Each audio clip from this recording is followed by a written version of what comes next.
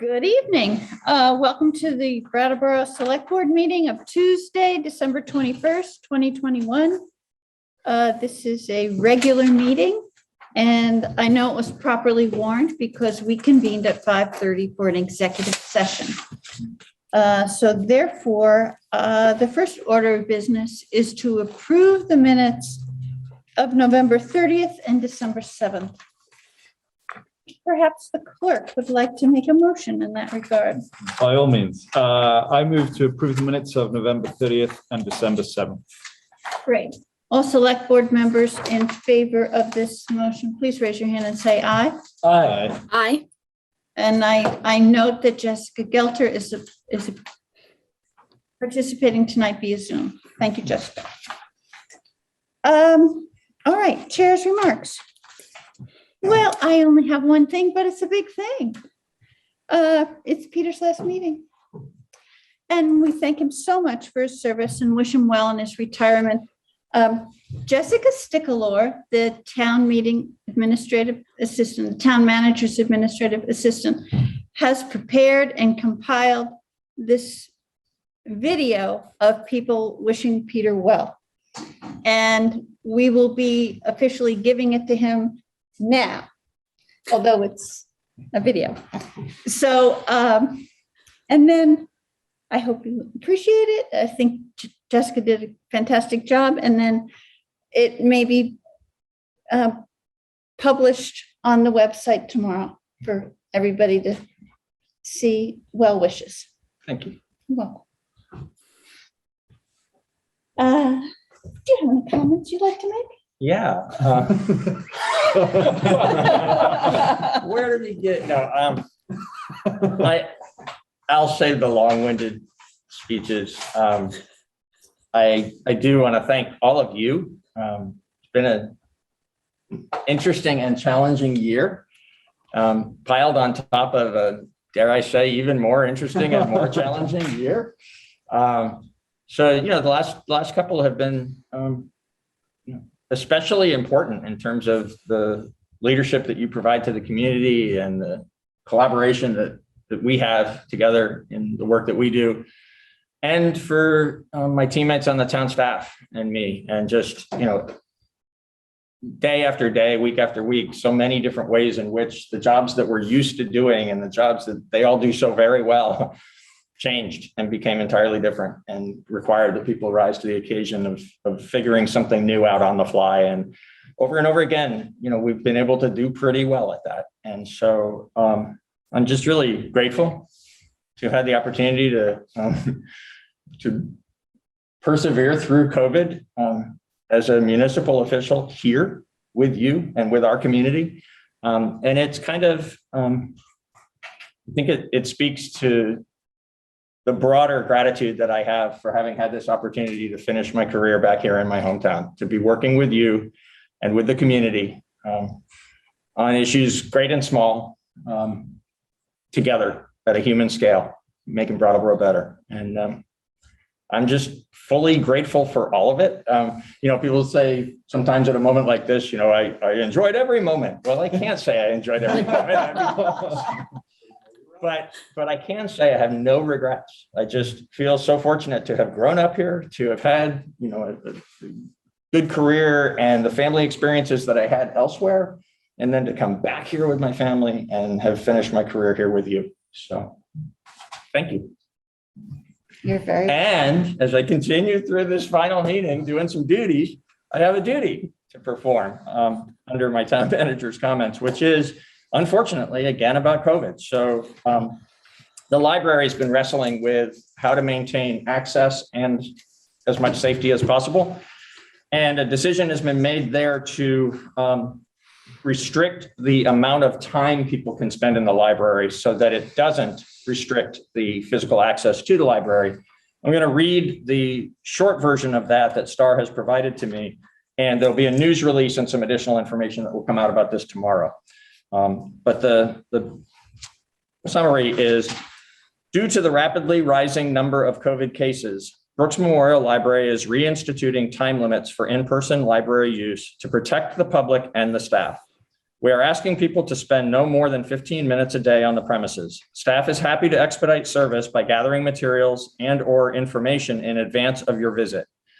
Please call 254-5290 extension 0 or email circulation@brookslibraryvt.org to place an order for pickup. Thank you. Any other manager things, Peter? No, thank you. Okay. Do other select board members have comments they'd like to make? Yes. All right, Daniel, you begin. Can't do two things at once. Okay. I do not have prepared remarks, nor do I have a flowery speech to give. Peter is right in saying this is his last scheduled meeting, and yet there will also be more work to be done in the next 10 days. And Peter will continue to do that. And that's, I mean, in some ways, that's like the wonderful thing, like the way in which you have done your work and the way in which you have led the town staff over the years that I've worked alongside you and known you is exemplary. To the public and, and to myself as well. Like, I have learned a lot seeing how you do your work and occasionally in my better moments, I can try and emulate that as well. So much appreciation, more flowery speeches to come in the coming 10 days, but also a million things to do between now and then. Yeah, well, first, I've got a quick blurb. Not prepared remarks. So elections are coming up. So petitions are available at the town clerk's office for town officers, unified school board officers, and town meeting members. The deadline to have those back to the town clerk is Monday, January 24th at 5 p.m. Town meeting members need 10 valid signatures from registered voters in their districts, and town or school officers need 30 valid signatures from any registered Brattleboro voter. For town meeting members currently holding office with terms expiring this year, letters of intent will be mailed out in late December or early January. I'm guessing at this point, probably early January, with a deadline for return of Monday, January 24th at 5 p.m. also. So that out of the way, congratulations, Peter. I wanted to also sort of skip the big flowery speech so we can get on with tonight. But, I just wanted to take an opportunity for a moment to thank you on sort of behalf of Brattleboro for the time and energy and compassion and work you've given to this town. From our very first meeting all the way to now, I've always felt that Brattleboro was very lucky to have you in a leadership position, taking this town in the right direction. And then from a very personal, from my perspective, I really kind of echo Daniel. I have learned a lot from you in how you lead and what some of your abilities and skills in managing some very difficult tasks and problems that Brattleboro has had to face in the last 2 years. I also work to incorporate some of those things into my leadership and into my life as I grow into being a member of this community. So I'm sorry to see you leave, but I'm also really happy for you. And I look forward to seeing you when you're not the town manager, and we'll continue on together. Thank you. Thank you. I note the sweater vest. Tim? Jess, do you want to jump in or should I go? Oh, I'll go. Sure. I also just wanted to take a moment to acknowledge Peter and just to say that, in my time on the select board and even before, when the very first time we met, I, as a concerned citizen walking into the town manager's office, never done anything like that before. You're always approachable and engaging, and you're a great listener. And it made the bureaucracy and scariness of town government dissolve completely. You made it so human and so approachable. And I really love that about your leadership. And I want to say thank you for, connecting with me and just always keeping your door open and always being an amazing listener, and also being willing to learn and change as we've gone through some really hard stuff in the last couple of years. It's been a pleasure. Thanks. And I'll just, I managed to go on for about 3 minutes on the video and not really say anything substantial somehow. But I do want to say thank you on behalf of so many people here in Brattleboro, because I know that your steady hand and guidance and let's face it, some wisdom at some pretty critical times has touched a lot of people here in town. And personally, I want to just say it's been a privilege and quite an honor to serve next to you and near you for my entire time, Brattleboro Selectboard. And I also want to say happy solstice, happy Yule to everyone as we move forward. Also, Christmas and Kwanzaa are coming up, so whatever you celebrate, it should be a time to celebrate the light and your light to bring it all together that you've provided for us over the years. Thank you. Thank you. All right. Let's see. Public participation. Do we have public, Patrick? We do not. All right, the consent agenda. There are 5 items on the consent agenda. I'm going to read those items and then ask for a motion. Errors and omissions to the 2021 grand list. Influent pump rebuild at wastewater treatment facility. Replacement pickup truck for the utilities division. Replacement pickup truck for the highway division. And Vermont Municipal Planning Grant for Walk Bike Master Plan. Yes, I have a motion. please. I move to approve the consent agenda as presented. Great. Ian has moved to approve the consent agenda as presented. All select board members in favor, please raise your hand and say aye. Aye. Aye. There you go, 5-0. Just a point of clarification, we do have members of the public in the meeting, it's just no one has a hand up. Okay. Great, I understood that, thank you. All right, let's see, what is next? Unfinished business, rule requiring face coverings in indoor public spaces. Peter, would you like to introduce this? I would, thank you. First, I'd like to just make the point that regardless of what you decide tonight, if it is anything other than we don't need a rule anymore, then you need to take an action. So while we're going to talk about potential exemptions, because that's why it was requested that this item be a discussion item tonight so that you could look at the potential to add some exemption language into the rule. If you decide not to add that language, then you still need to take the action to extend the rule for an additional 30 days in accordance with the state law that made it possible to put it in place in the first place. With that, the document, you do have the clean one in front of you that you've already adopted in case you choose to just re-adopt that. But the one that we'll focus on for the next few minutes is the second and third pages of the backup for this particular item. The first page being a memorandum from me to you dated December 16th that just summarizes what I'm about to describe. So this came onto the agenda because of comments that Jess made 2 weeks ago about wanting to have some consideration for an exemption for the performing arts, for performers on stage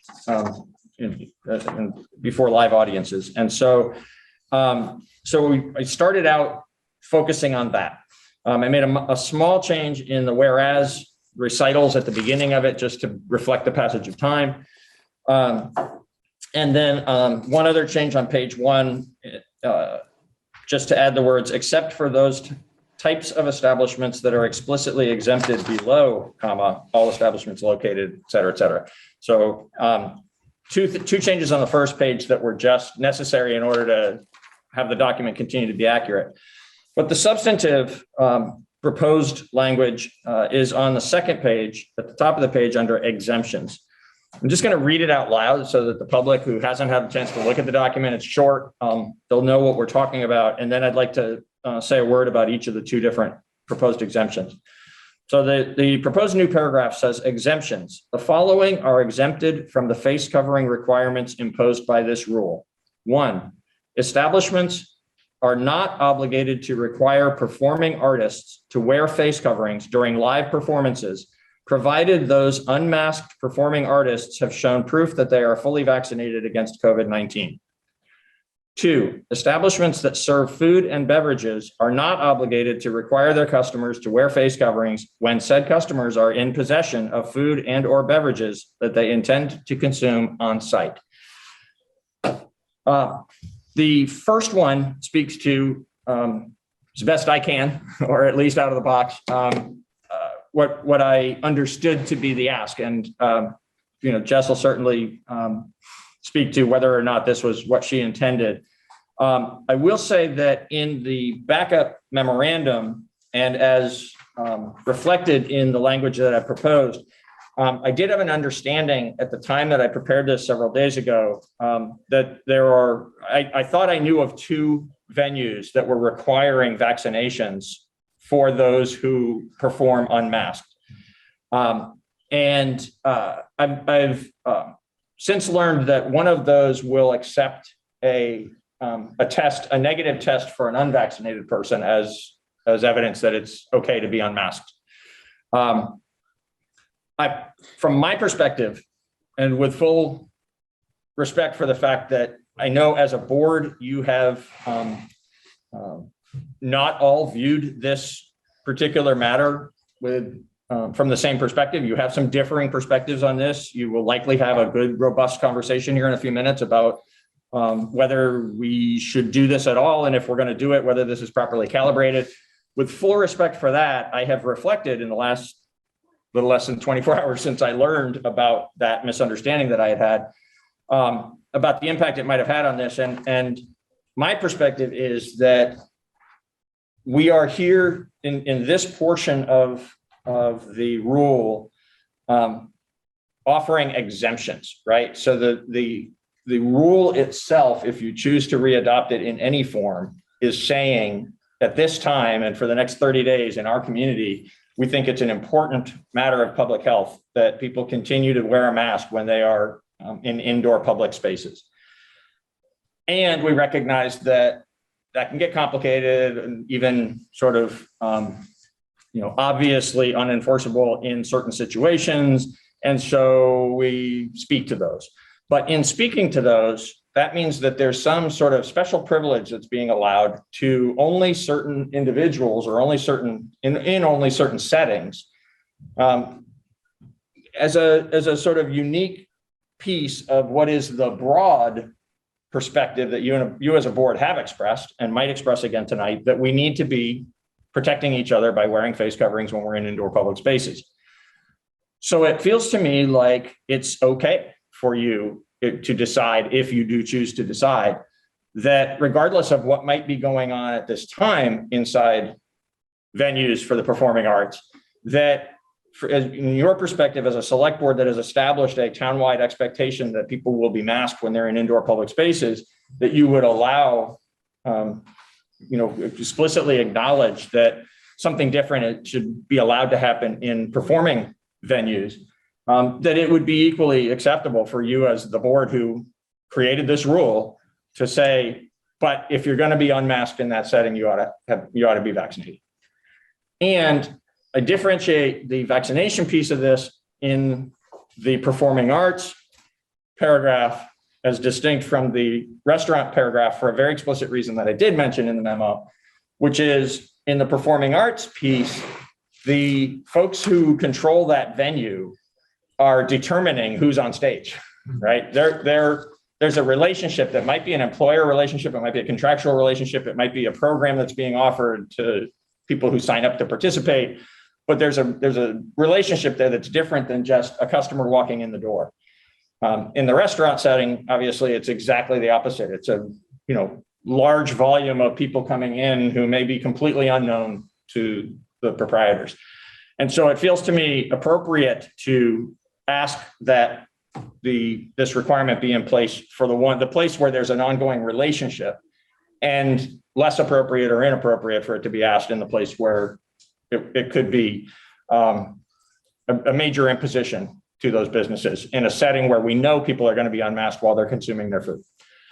And the last thing I would say about that is we've had some conversation before in these meetings, and I have spoken up for the point of view that, of course, if you're in a restaurant, you know, when you've got your food and drink in front of you, you're going to take off your mask and nobody's going to hassle you about it because you can't drink and eat without taking off your mask. I still do believe that's true, but I voluntarily put this part in because I know it has been of concern to you, and it's a concern I've heard from some other people in the community. So since we were going to be addressing the performing arts piece, it felt just right to put in the restaurant piece and try to be as explicit as possible about it. And in that vein, about the explicit part, there has been, in the conversations I've had with restaurant operators, as well as with some members of the public, probably also with some members of the board, some sort of talk about the calibration. You know, is it when you walk in the door? Is it once you're seated at your table? What feels right to me, and may not feel right to you, but feels, you know, for me personally and professionally, it feels, I feel pretty strongly about this particular calibration, is that if you go into a restaurant, until the time that your drink or your food is in front of you, you are in a public indoor space like any other public indoor space. You're occupying that space with other people around you. The staff, especially in those settings, you know, is always masked and exposed all evening long or all day long to the people who are coming and going. It feels right and proper that those of us who would go into those spaces as customers be expected to keep our mask on until there's a reason to take it off. And then what this says is it's perfectly fine to take it off as long as you're eating and drinking inside the establishment. It's indicating that if you're taking out food, you should have it on the whole time. Walk in, get your takeout, and leave and be masked the whole time. And if you're going to sit down to consume it, that once it's there to consume, it's perfectly fine to take it off. With that offering to you, I recognize that, you know, you need to have a conversation and you need to see whether or not this feels appropriate to you in the way that it feels appropriate to me. Before we begin, I just want to bring up the fact that I got an email from I think a resident who sent some language about the governor's order that was completely erroneous.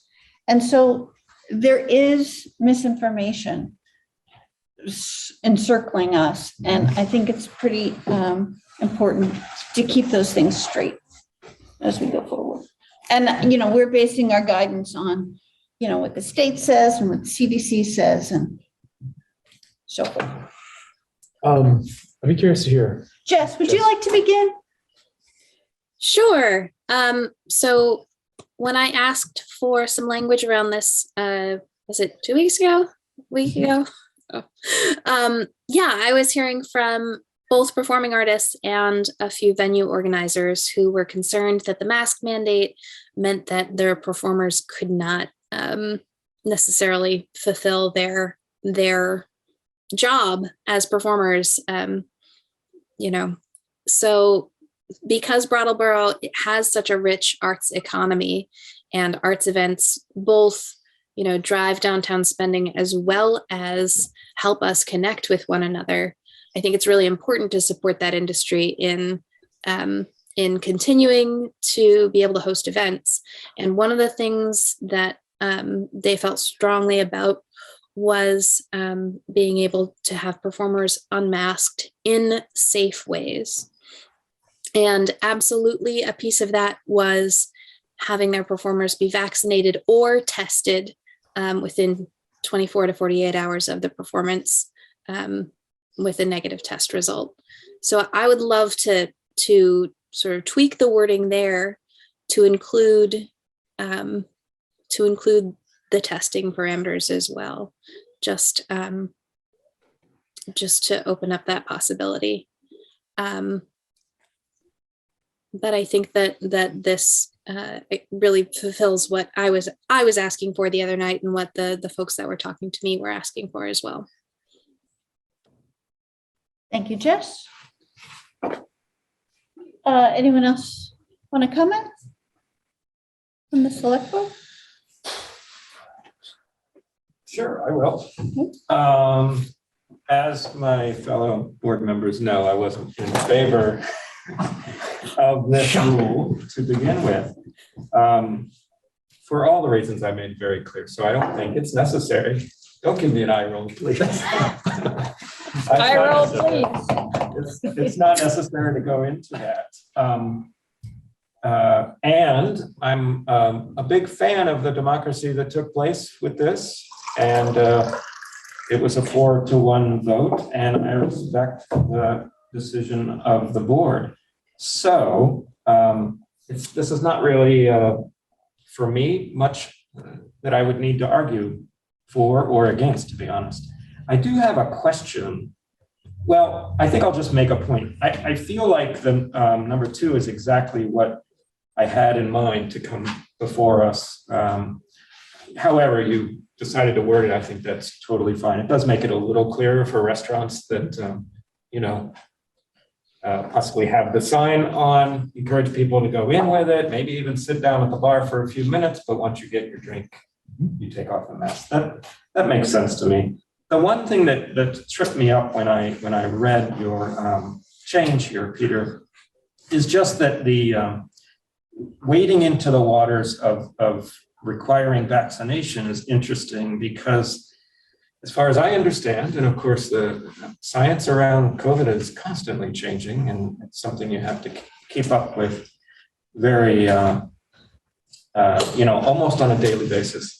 But as far as we know, especially with the new variant, which is taking over, Omicron, I believe, the transmission is not cut down by vaccination. So I'm curious if requiring vaccination, even for people who are transmitting in theory more than someone just sitting there observing, really, is informed by science, or just sort of our science of 6 months ago, what we understood around Delta, because it really does look like, from all the evidence, that being fully vaccinated even and boosted, however you define that, doesn't really help in the transmission department. But you do support encouraging people to get vaccinated. Oh, absolutely. As you know, I was the one that put in the vaccination encouragement in our Right. 5-0 vote. So Anyway, this, so I was just querying Peter as to whether you think there's any disconnect there, or am I mistaken?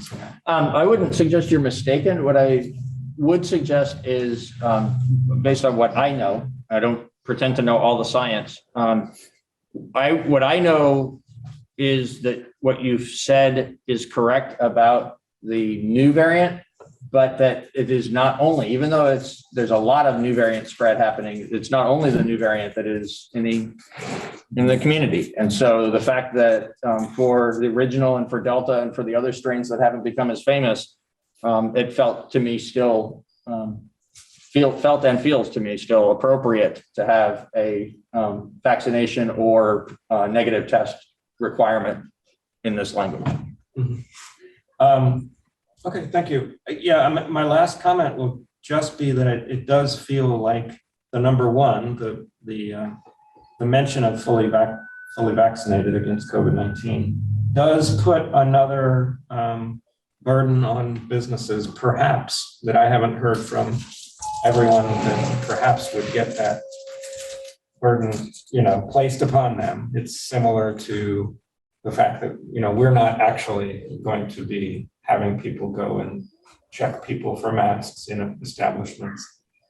So if you're interested in that argument that it's yet another ask of the town to private organizations, I think it does sort of crank that up a little bit for me. yes, but if I may, Actually, you don't need to, not to be impolite, but yes, I'm happy to just make the point and then Okay. move on. Unless you want to argue. well, I was just bringing up the point that Jessica made, which is that the owners of the venues and the performers came to her to ask for this thing that really they are negotiating. So it's not necessarily the town imposing a burden on them. It's these venue owners creating this safety mechanism of themselves as an alternative to the mask wearing that is an alternative to keeping people safe. And it's not a burden to them Got it. No, because no. they brought it up. I was just operating under the assumption that we possibly might not have talked to everybody that could possibly be affected by the rule, so. But maybe Jess will correct me. I have not talked to everyone. You're correct, Tim. And you made some good points that the landscape for the virus is changing pretty dramatically with this new variant. But I was on a call today with folks that run venues all across New England, and they're really on top of the changes. And I think that having this exception in place really allows arts businesses in Brattleboro that are already doing the right thing and have some security measures in place for COVID to say to their donors and their supporters, it's okay that our performers don't have masks and you can still enjoy this and we're still following rules, and potentially even rules that go beyond this, which is both union standards for some performers as well as just common practice with what's going on around and being advised by the state arts councils in New England. So Great, thank you.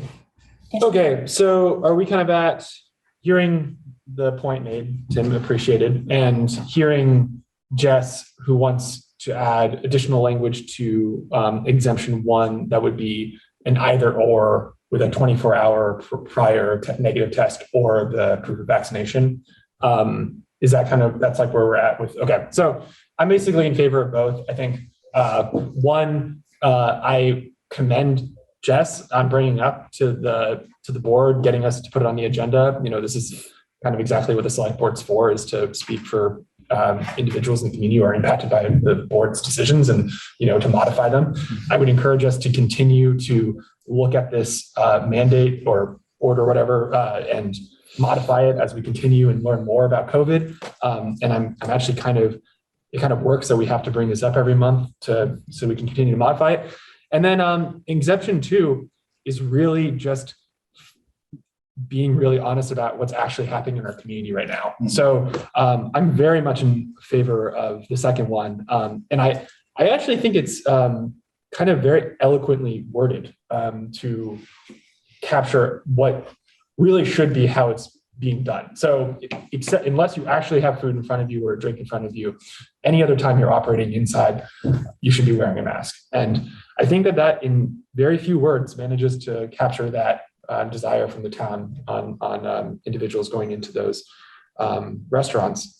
And then I guess my final point would just be, even though these loosen mask requirements, which is inherently more dangerous for spread, it also, it's all about measuring one's risk. And, if you don't want to go sit inside of a bar or a restaurant where we're allowing for an exemption, you don't have to. And so this just allows for the reality to actually be within the realm of our mandate. So yeah, I think it makes sense and I'm in favor. So.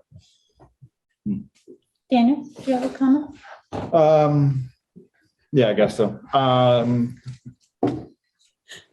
To Jessica's request for this exemption, I think it's fine.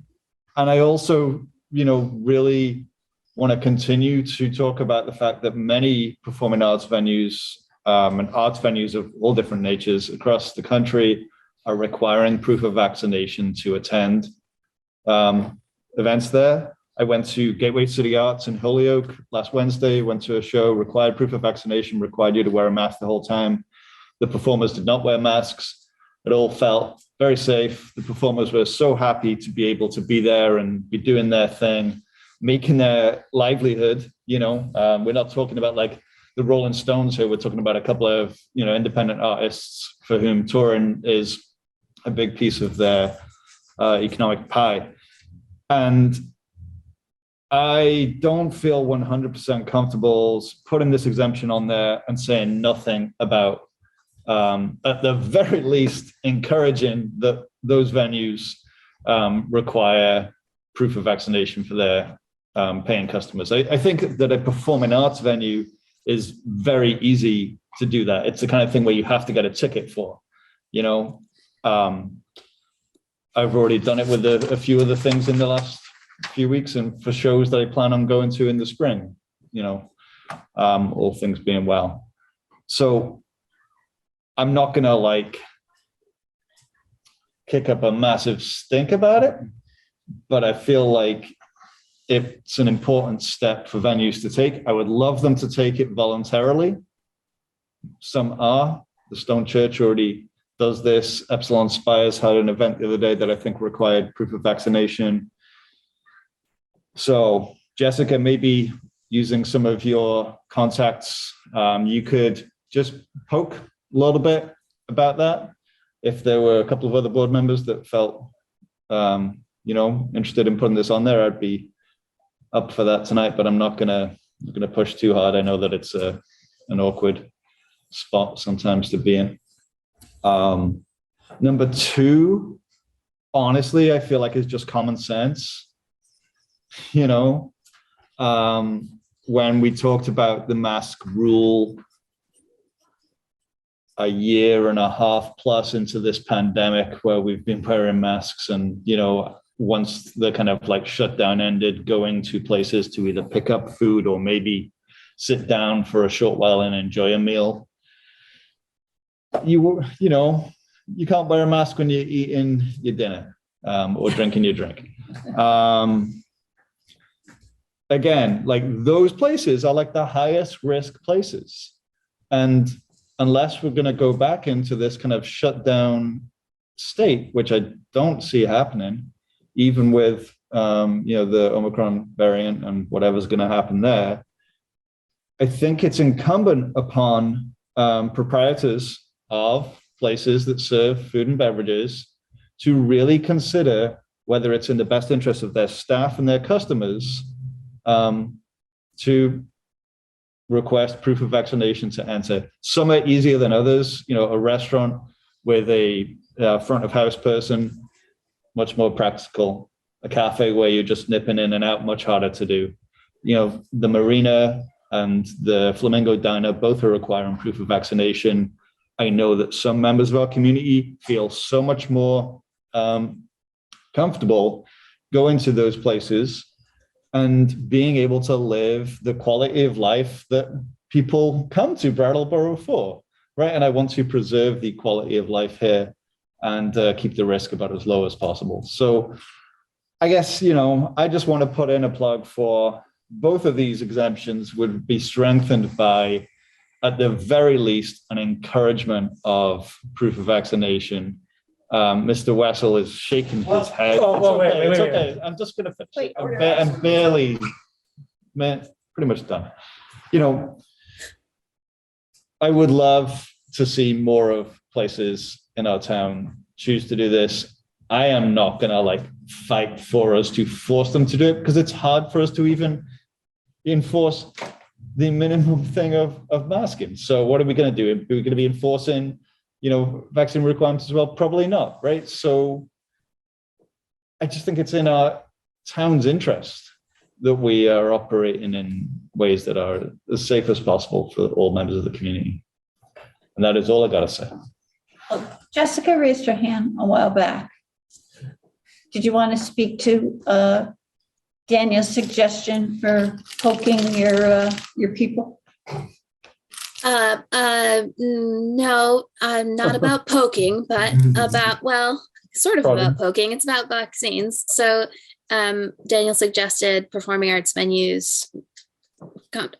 We talk about vaccinations for attendees. As it's written right now, it doesn't specify that it's performing arts venues. It's any establishment that has performing artists in them.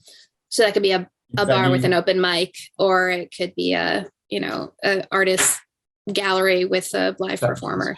Like under this sort of definition, it could be anywhere. So then if you're requiring vaccinations, that really limits how people can participate in the community. So I'm not for it. That's all. Okay, thank you, Jessica. Yes. Just before we potentially get into the massive can of worms that Mr. Quip is potentially opening here, Sorry. can we even talk about that as part of this? Because it's like a mask order and that's how it's warned. And then also like we are operating under a very narrow thing that the legislature has given us the ability to do. I just like don't want to. May I answer that? I think that's actually a good question. It hadn't occurred to me for this reason. I know that there are other communities in Vermont who, as part of their mask rules, have included vaccination language. I can't tell you I know exactly what their rules are related to vaccinations. So it hadn't occurred to me that this would be an overreach under the law, but it's a good question because the whole discussion at the legislature was about face coverings. So, let's see where you land tonight. I'm not sure that you necessarily want advice from Bob Fisher on that, but if you decide as a group you do want advice from Bob Fisher on that, it'd be really easy to get it. Yeah. And our next meeting is, January 4th. well, that's really nice of you to remember that for us. Your next meeting Yeah. is January 4th. Okay.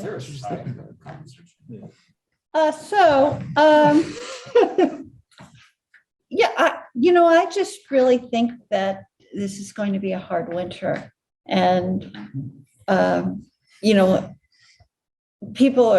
public health people are warning that this variant is going to be all consuming. And I think I'm fine with the ordinance as is written, with the addition that Jess makes for testing within 24 hours.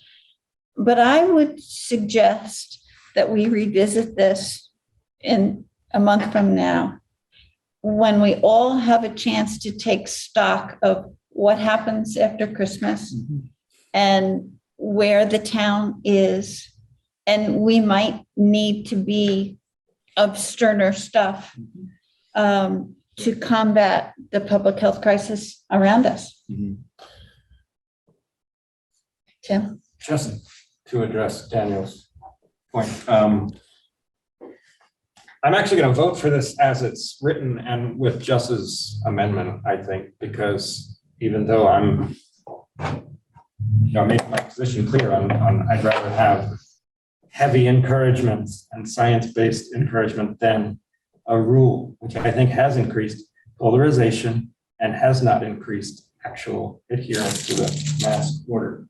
My criticism, Daniel, of your particular desire is that you're trying to sneak in encouragement into a rule, which to me kind of highlights with a nice glowing yellow highlighter the irony of the situation that we find ourselves in, where we are talking about a rule that is completely unenforced, which is nudge, nudge, wink, wink. This is our rule. But really, we're not going to do anything about it if you don't do it. So I think if you want to encourage what you're proposing, we go back to, not tonight, we go back to that encouraging 5-0, completely, everyone is on board with encouraging vaccinations, encouraging masking in indoor spaces when you can't have 6 feet apart, however the wording goes.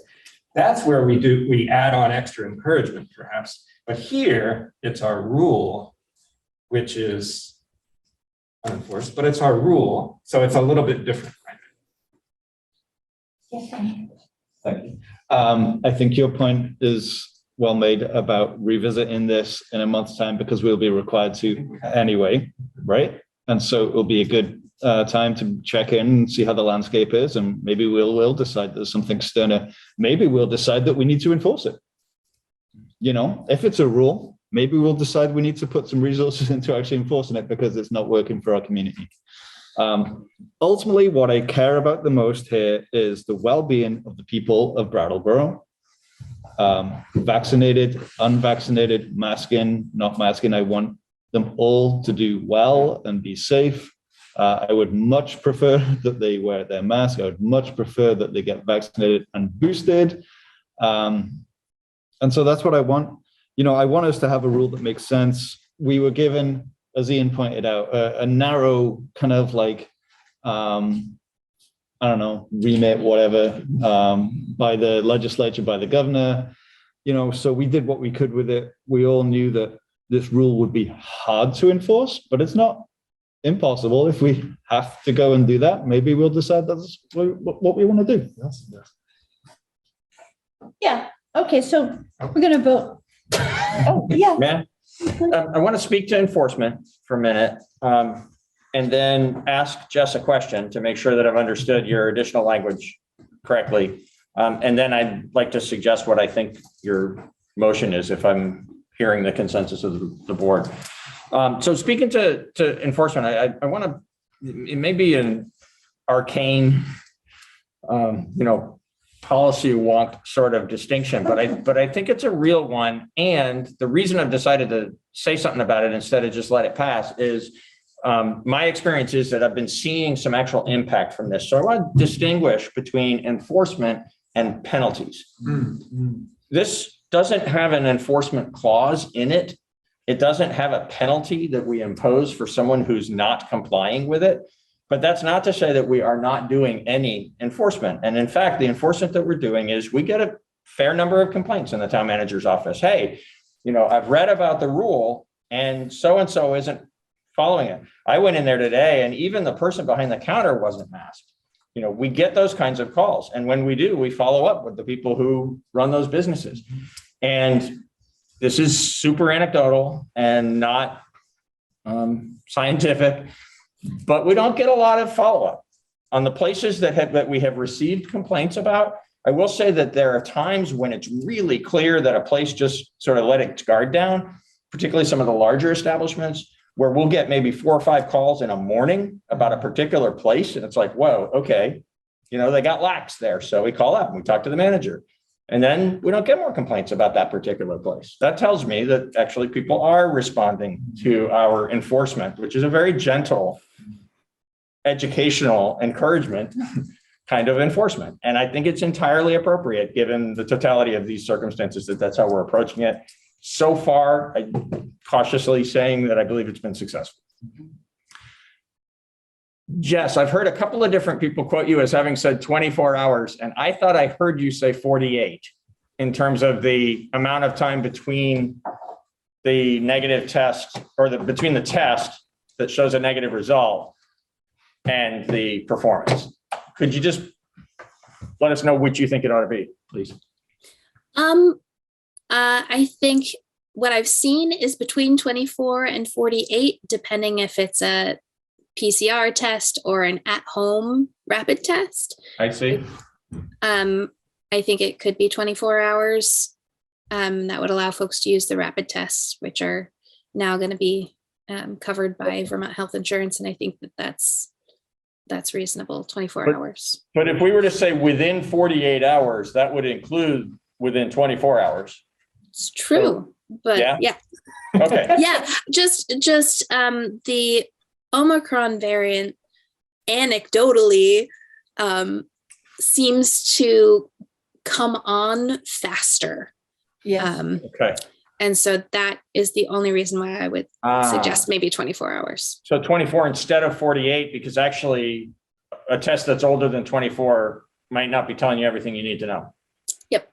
Got it. Okay. Just a point of information on that for you, Peter. Stone Church is 48. Okay. So Well, I just If you want to say know from the 24, board you're that changing there. if y'all could just informally decide among yourselves whether you want 24 or 48, I can read to you what I think you want to do to this document. Within 48. Within 48. Why don't you say 24 to 48? Yeah, I think 48 is fine. Within 48. I'm going to say within 48 because that's the majority and because I believe it includes the 24. Okay. Yep. Believe it does? 24, Yeah. definitely included. in Well, 24. math wasn't my best thing. All right. So here's what I believe. I'm just going to read the modified number 1 because the rest of it would be as has been printed and available to the public on the website and is right in front of you. Yeah. But the modified number 1 would have these words added to the end of it. I'm going to add some words to the end of it. So I'm going to read the whole thing again so people know what's in it. Establishments are not obligated to require performing artists to wear face coverings during live performances, provided those unmasked performing artists have shown proof that they are fully vaccinated against COVID-19 or have proof of a negative COVID-19 test result within 48 hours of the performance. Perfect. Swell. Lovely.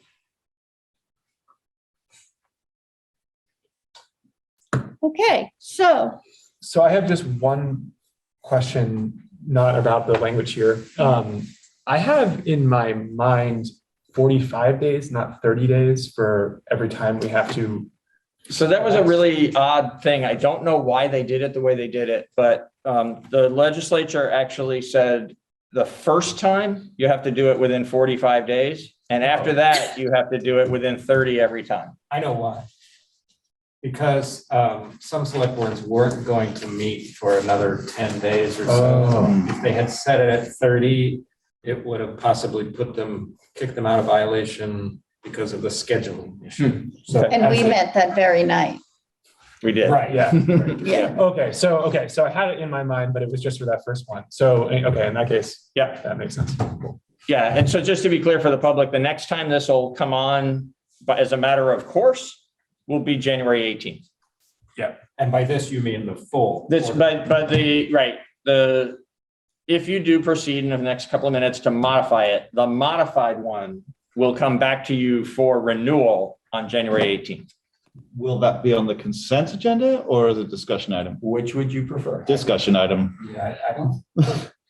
They might. I mean, the rule might. Oh, we No, actually, we can put it on the consent. we did it on consent, the first renewal that you did, Oh. and you in the first instance had agreed that that was going to be okay. The reason this one was not put there was because we knew we were looking at a change instead of just a Power of renewal. the consent agenda.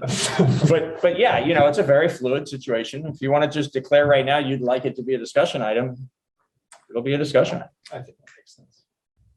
Sure. I'd like to Okay, take another people. crack at you fellas and ladies. Okay. Can you hear about democracy some more? Why doesn't someone make an appropriate motion? Yeah. I will. Yes. Great, Jess. I'd like to make a motion to, oh gosh, I'm sorry. What's the language I want to use? Bottom of page 2 of your There administrative it report. is. Yeah, sorry, I lost it. I want to adopt I make a motion to adopt the modified face covering rule that provides exemptions for performing artists and for the consumption of food and beverages. As modified by Peter Elwell. As modified by Peter Elwell in tonight's meeting. Thank you, Jess. Jess has made a motion to adopt the modified face covering rule that provides exemptions for performing artists and for the consumption of food and beverages as modified moments ago by Peter Elwell. All select board members in favor of this, please raise your hand and say aye. Aye. Aye. All right, aye. It has passed 5-0. Thank you very much. Because of that modification, just a little bit of housekeeping, we'll make that change tomorrow morning, and Jessica will coordinate with all of you to get your signatures instead of having you sign the one that's before you tonight because it's been modified. Yeah. Very good. Thank you. All right, we're ready for new business. Peter, we have financial reports. Yes. So I am happy to report that the town's audits, plural, for the fiscal year that ended last June 30th have come out clean. That means that, and I'm about to read something that's going to sound really bureaucratic, but it's the language that's really important that we look for each year from our auditor. If there's ever a problem, we get different language, and we don't like that. So in the opinion of Batchelder Associates, PC, who performed the independent audit, the town's financial statements present fairly in all material respects, the respective financial position of the governmental activities, the business type activities, each major fund, and the aggregate remaining fund information of the town of Brattleboro, Vermont as of June 30th, 2021, and the respective changes in financial position and, where applicable, cash flows thereof, and the budgetary comparison for the general fund for the year then ended in accordance with the accounting principles generally accepted in the United States of America. What this means in English is that people who are trained to run tests on our transactions and tests on our procedures and check to make sure that we're following our procedures have performed that independent work and formed this opinion and are advising you and the community that our books are in good order and our financial processes are appropriate. And so there are no findings indicating that there is any corrective action for the town to take. That is both with respect to the overall operation of town government in the annual audit, and as is required in certain years when we are spending more than a certain amount of federal funds through grants in what they call a single audit. So this year, because we had expended more, or in the past fiscal year, because we had expended more than $750,000 worth of federal grant funds, we had to have the auditors perform a single audit as well, which is a very specific audit following the paper trail on the transactions related to the administration of those grants. And so both the single audit for the grant money and the overall audit for our total town finances have come back clean. Your action is simply to accept those documents on behalf of the community. Great. Is there any discussion on this matter? I guess it's a point to note that a clean audit is not a foregone conclusion. Some supervisory unions in our state recently got a less than clean audit. And I am very thankful that ours is clean, and that is even without a finance director. So thank you to the finance department for all that. Absolutely. That's a really important That's a point. Thank you, good point. Daniel. Yeah. The finance team just does an excellent job and has continued to do an excellent job, through all kinds of extenuating circumstances these last 2 years, not the least of which is to be without the teammate who is, normally the one who's in charge of these functions. We have had, and we've talked about it here, but I think it's an important moment to reiterate, we have had good oversight of our financial functions provided by Melanson Public Accountants in the person of Lori Garland, who has been our acting finance director, but on a very limited, procedural, making sure that we are doing this right, that we are actually going to get a good audit like we just did. The town will really benefit from all the rest of what a finance director brings when we have one on the team again. In terms of just the day-to-day operations and the way in which that person interacts with other management personnel and the finance team. And so that, we need to fill that void in our organization. And yet, it's in this long period of time without one, we've been well served by the finance department team and by Lori Garland keeping an eye on things. Well, great. Would anyone like to make a motion?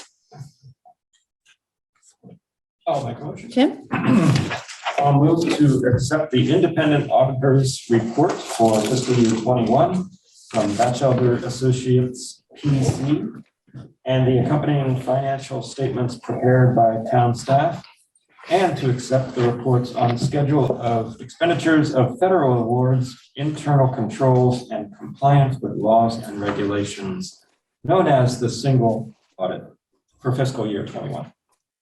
Thank you, Tim.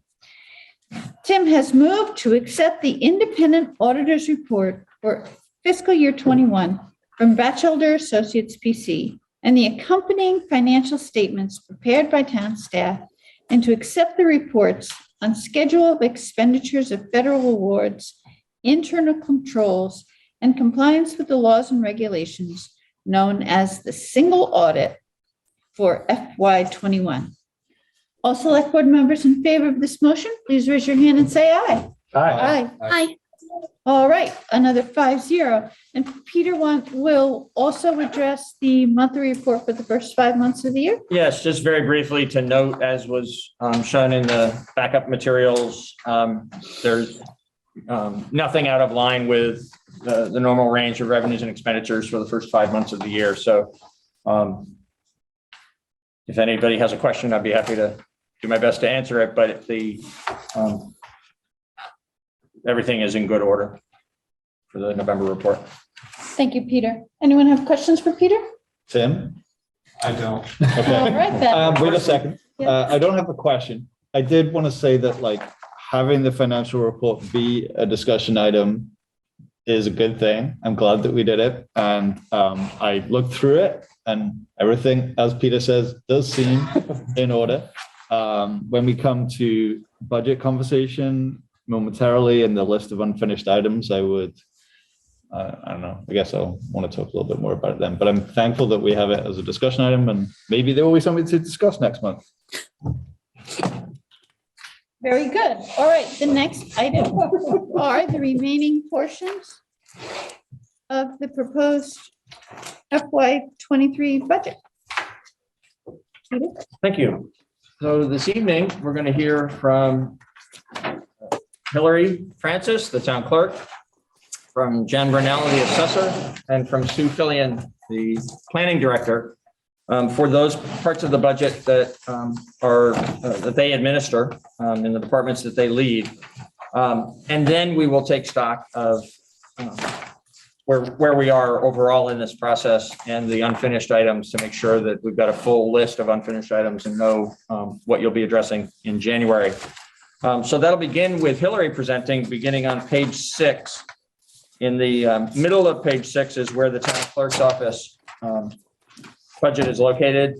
We did distribute earlier today to the select board members a corrected version of this. There will be a corrected version of it in the updated budget that's released publicly in January sometime.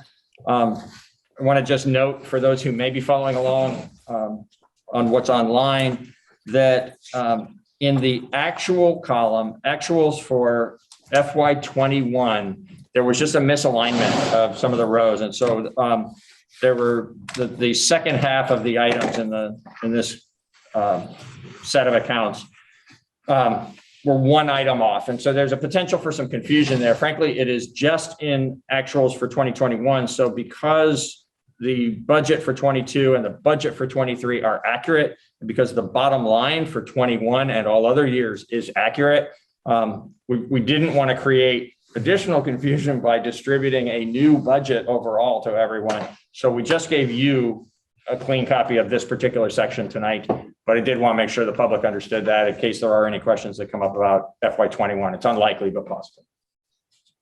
Hillary. Good evening and happy solstice and happy last meeting to you, Peter. Thank you. So I believe most of the members of the select board understand how the town clerk's office functions, but I'd like to just give a brief overview for the public and anybody who might not know how we function. We're a small department. We're a staff of 2 full-time, including myself, and 1 part-time. And we perform a variety of functions and services for the town. We handle all vital records. We record and issue certified copies. We restore and preserve records. We handle land records. We record, preserve, and issue copies. We issue marriage licenses as well as certified copies. We issue liquor licenses and entertainment licenses and permits. We issue dog licenses. We sell cemetery plots. We run all of our elections, including representative town meeting. And we staff a number of committees as well, being the Board of Civil Authority. That board really handles property tax assessment appeals, elections, and this year, new to me, was apportionments. There's the Board of Abatements, which, as it sounds, handles tax abatements and utility abatements. And then there's the Cemetery Committee, which acts as an advisory committee to the Select Board. So that's sort of, in a nutshell, the types of things that we do in our office. As many of you know, in the election expense line item and the records restoration line item on our budget, those go up and down each year. So when we have a year when we have numerous elections, being town meeting and August state primaries and November general elections, our election line item goes up and our records restoration line item goes down. And then in the off election years, when we only have a scheduled town meeting election, the records restoration line item goes up and the elections line item goes down. So that just sort of keeps it somewhat even. This year's proposed budget, there are a couple of changes that we're requesting. So the first two line items, the department head salary and staff salaries, comes to us from the town manager's office. The election salaries, you'll see that line item increased, or we're requesting an increase. Ultimately, well, for starters, minimum wage increases each year. So that's sort of a given that goes up. But also we found that we need more election workers prior to election day. So we have election day workers, but then prior to election day, we need more help. We have an increase in voters who are voting absentee. And just in the past few years, due to COVID, we've been allowed to process the ballots 30 days in advance, which is amazing. It's really, really helpful for us to not have to process all of the absentee ballots on the day of the election. But it does mean we need more help prior to the election, right? It's opening the ballots, it's entering them into the system, it's balancing all the numbers, feeding them into the tabulator all in advance. This year, assuming that everything continues as is, we'll have that process along with people coming in to vote in person early. So we'll have numerous processes happening at the same time. And this year also new, voters have the ability to what's called cure a defective ballot. So if their ballot was defective for any of the many reasons why a ballot might be defective, we are required to inform them by a certain number of ways within a certain amount of time, and then they have the ability to fix that if their ballot's defective. So that's a wonderful thing and another process for us to handle prior to the election. And so we really wanted the ability to be able to offer to pay folks who are coming in prior to the election to help us.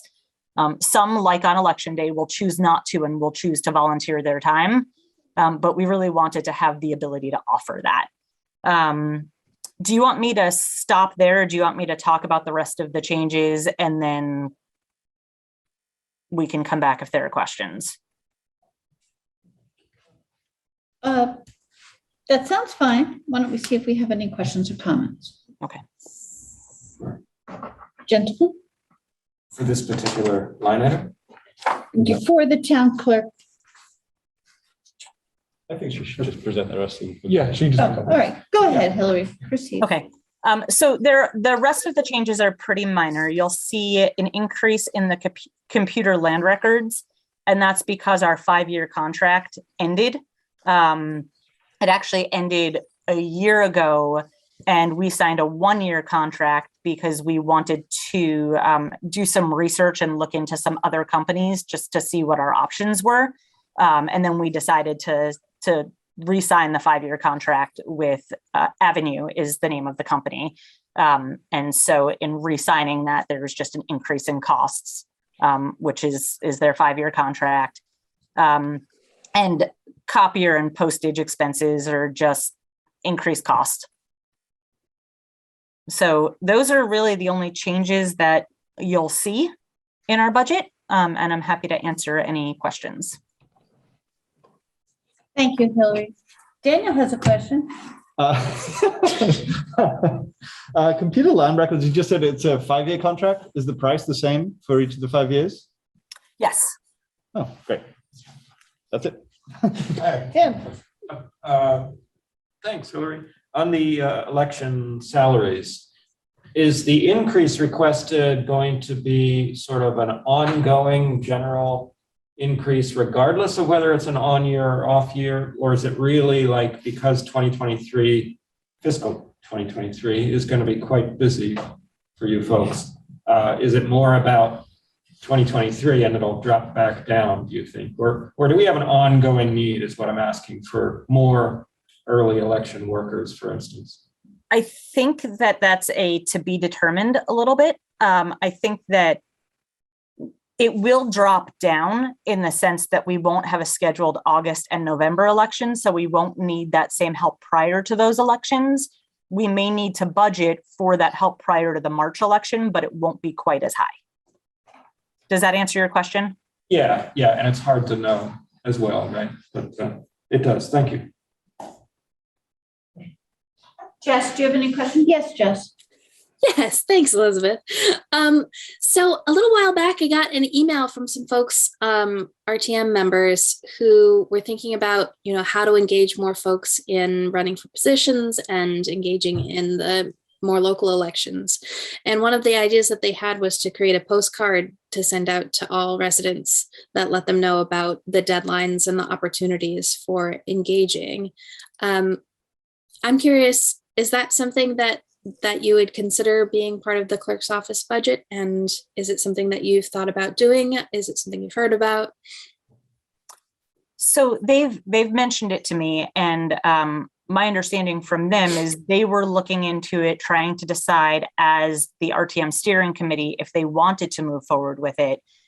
They were going to price it out. They were going to do the legwork. And if they chose to move forward to it, they were going to bring it to the select board during the budgeting process with a proposal of how much money needed to be added to the budget.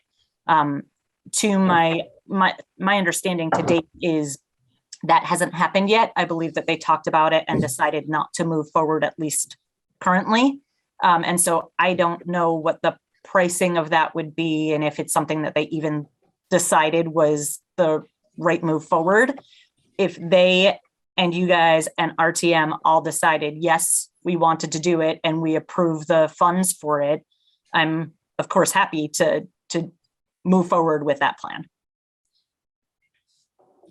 Or people could just listen to Ian's announcement. Yes, thank you, Ian, for making those announcements every week. Thank you for writing them. He's exposed. Scandal. I wanted to point out for the public that the town clerk's office also brings in revenue, one of the largest amounts of revenue of all the departments. This year budgeted, well, not this year, this FY23 budgeted for 181,000 compared to their expenditures of 209. So it's almost a break-even operation. Not that it works like that, but you know what I'm saying. All right. Are there members of the public who would like to speak, Patrick? No one has their hand raised. All righty. Is there anything else we want to ask of Hillary while she's here? Other than giving her our thanks? Yeah. Thank you, Hillary. Thank you. Thanks. Thank you. Next All up, right, next up. is Jen Burnell, our town assessor. And the assessor's office budget is immediately below in your budget books at the bottom of page 6, immediately below the town clerk's office. Good evening, Jennifer. Thank you for joining us. Hi, everyone. Thank you.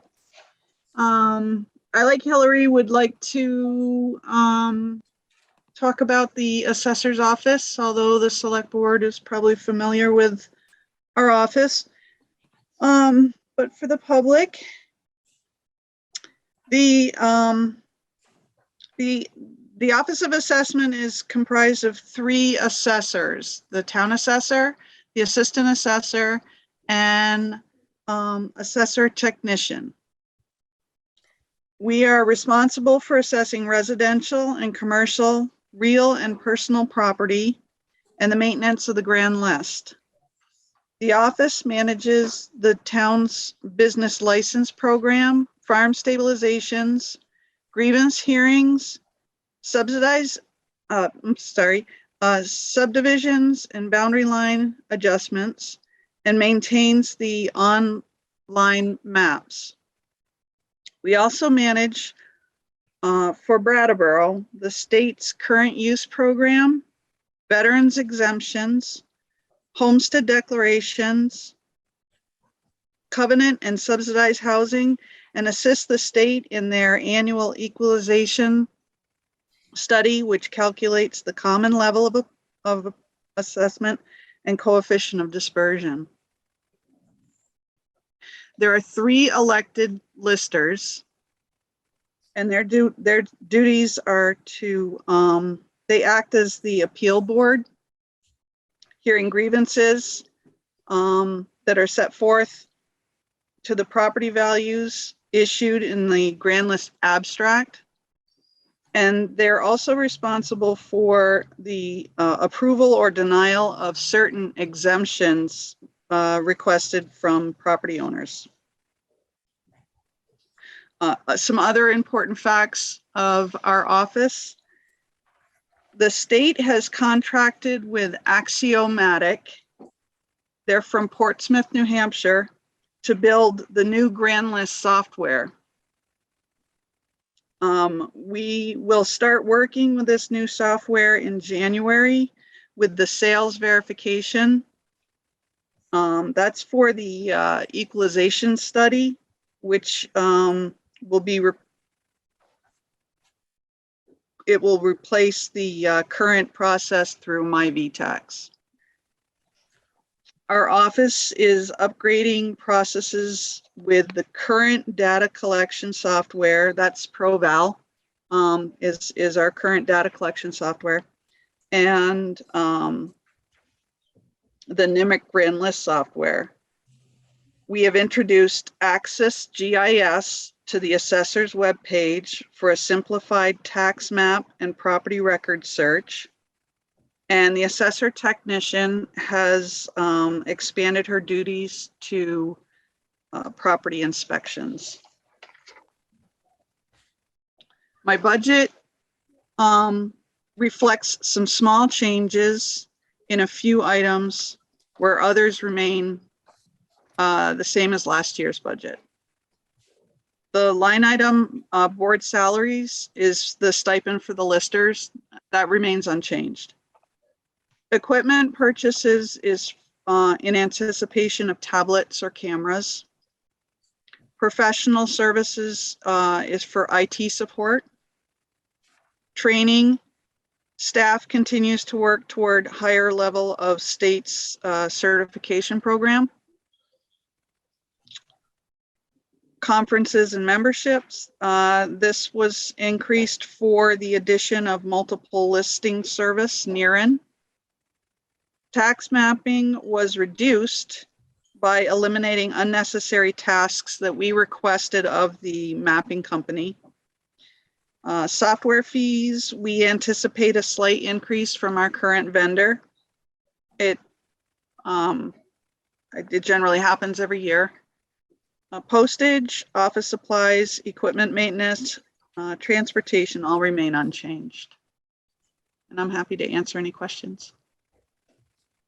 Thank you, Jennifer. Does anyone have questions for Jennifer? Gotta have one question. Jim? It's it's not a large amount of money, Jennifer, but I was just curious if the increase in conferences and memberships are sort of mandated new certifications from the state, or are they just making your team better? It makes our job much easier. Right now, Joe Meyer, the assistant assessor, he has a membership with NERIN, and so we've been relying on his own privately funded access to this service, and it really should be coming from our office, we believe, and it does make our tracking of sales and sales ratios, just basically the ongoing tasks of our job much easier.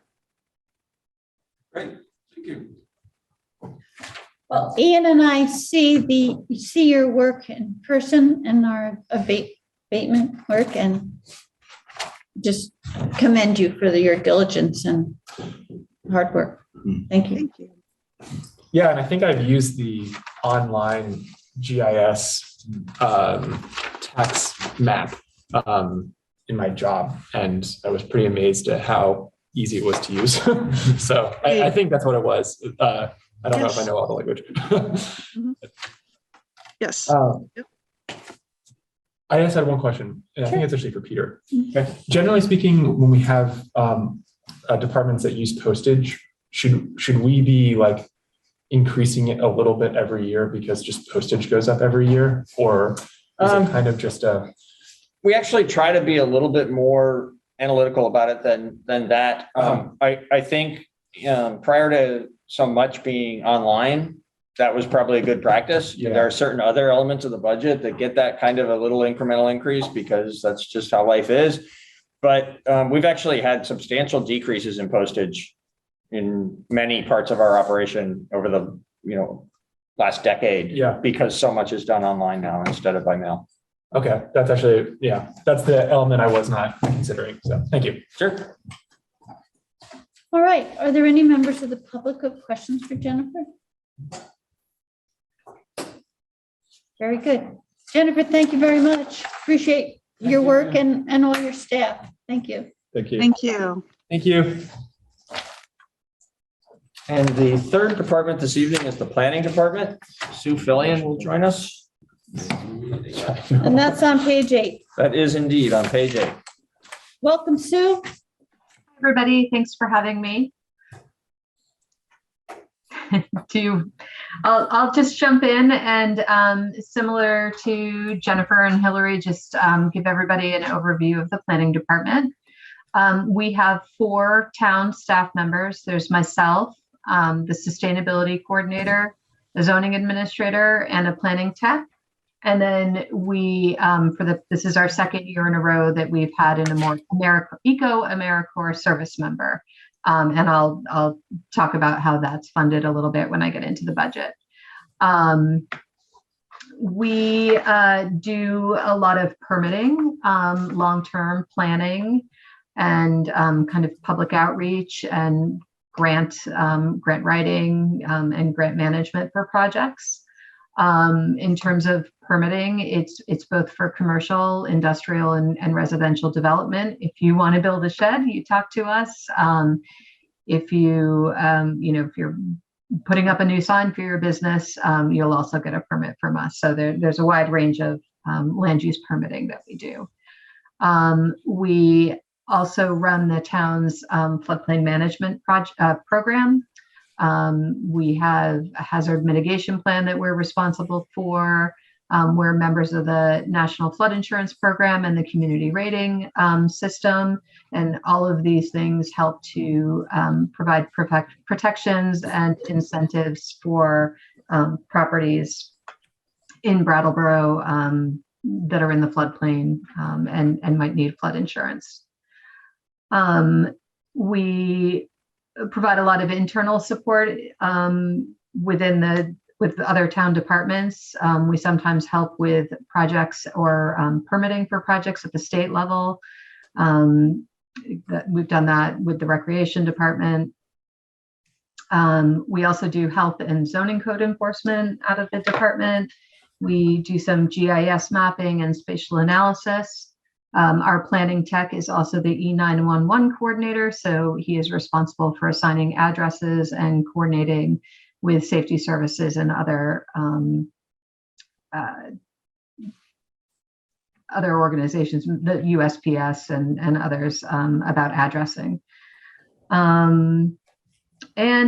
We do a lot of support for town boards and commissions, so several that actually have a statutory function. So we provide staff report to the Development Review Board, to the Planning Commission, to the Conservation Commission, to the Energy Committee, to the Design Review Committee. And also we started the Agricultural Advisory Committee. So we do provide staff. So between the 4 staff members, we each have a couple of boards and committees that we assist. We're also involved in community planning efforts. I'm an ex officio board member of the Downtown Brattleboro Alliance. I'm also a member of the Housing Coalition.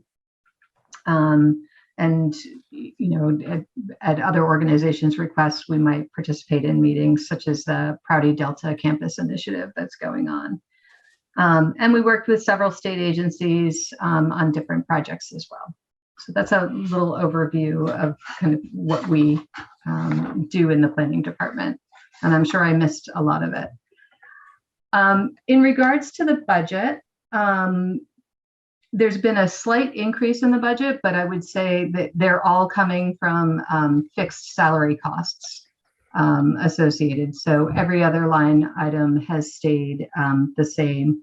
So I thought I would pick out just a couple of areas to speak to.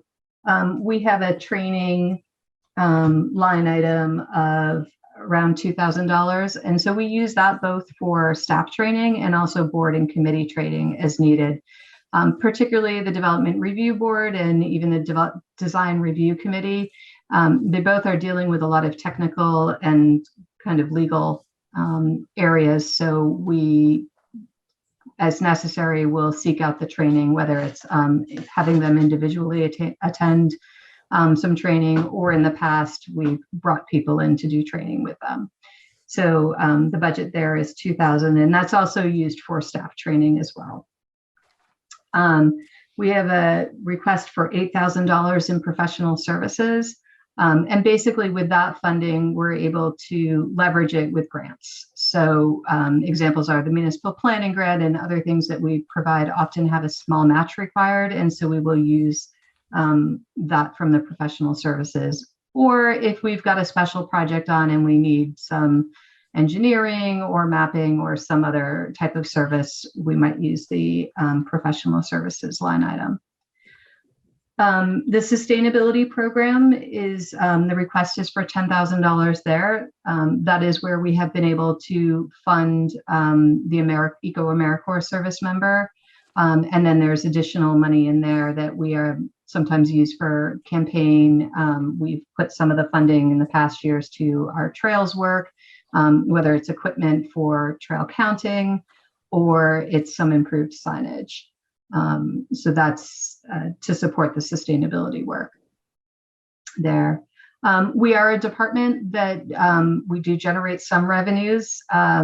We are planning with kind of a conservative estimate of around $30,000 for fiscal year 2023. We definitely were down in our revenues over the past 2 years, but the permit activity for fiscal year 2022 that we're in right now is indicating that we're at fiscal year, we're at 2018 levels. So I think that's fiscal year 2019. So that's a good sign that our revenues will probably be up around that 30,000. And, you know, one or two large projects actually will bring us over that 30,000. So it's always a guesstimate as to what our revenues will be, but we've seen good permitting activity, particularly since July of this year. And I guess with that, I will take any questions you might have. Thank you, Sue. I note that tonight we approved the receipt of a grant that your department received. Yes. So that's just one of many. That's great. Does anyone have comments for Sue or questions?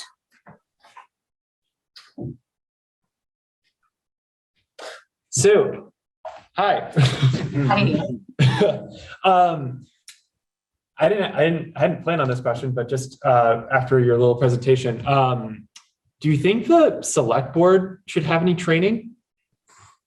Is there any, I didn't realize that the training, that this training line item included board training for like the DRB and design review. So, considering how some of the stuff that you present to us is addressing massively urgent matters in the town, I'm just kind of curious if that has occurred to you at all.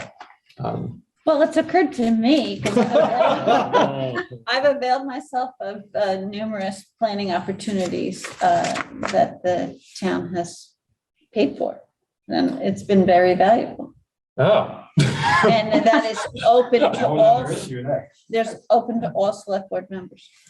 And we would generally charge select board training expenses to general services where your salaries and related expenses are, rather than to the planning department's budget, since that training serves their particular function. Yeah. And so, I guess maybe And yeah, fair point.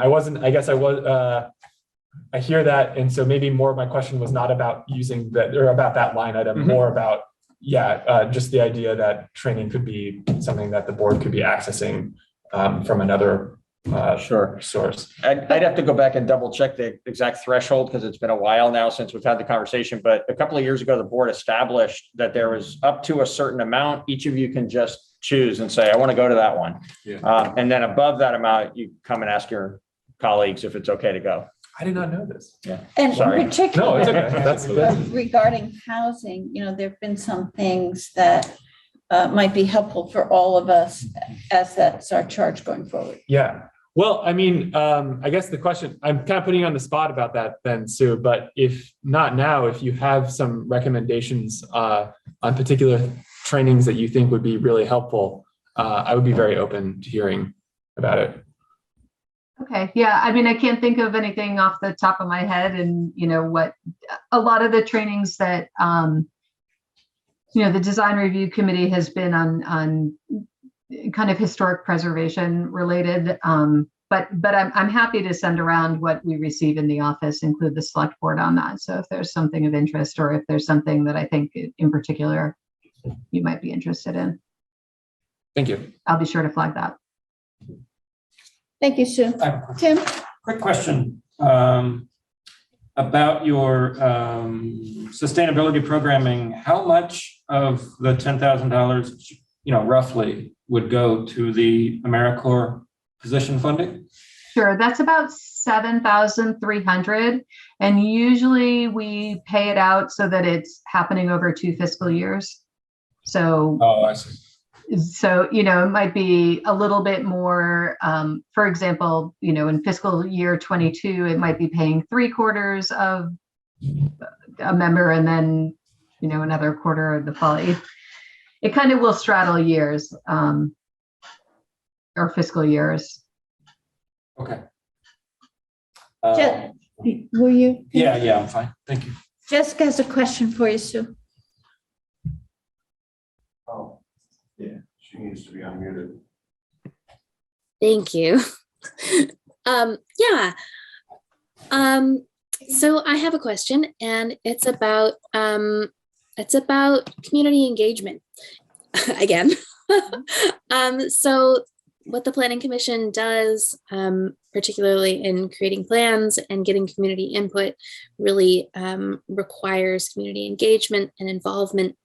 I'm curious, generally, does the funding to support that come from the grants that you're getting, or is that something that you build into your budget? And with what we've learned quite a bit in the last 2 years about how different segments of our community want or need the support to engage, where does that sit in your budget and your thinking? Yeah, so generally the community outreach is coming from the budget that we put together for a grant. And so this past year for the housing study, we were able to offer stipends for that. And that's something that I worked with Peter and Patrick, and it came out of a different fund. It didn't come out of the project because it wasn't something that we had built into that budget. So yeah, in general, we would build it into the budget. Some grant fund sources don't allow to offer a stipend. So that is not built into this budget to do that, but I've worked with the town manager's office to be able to access funds to do that.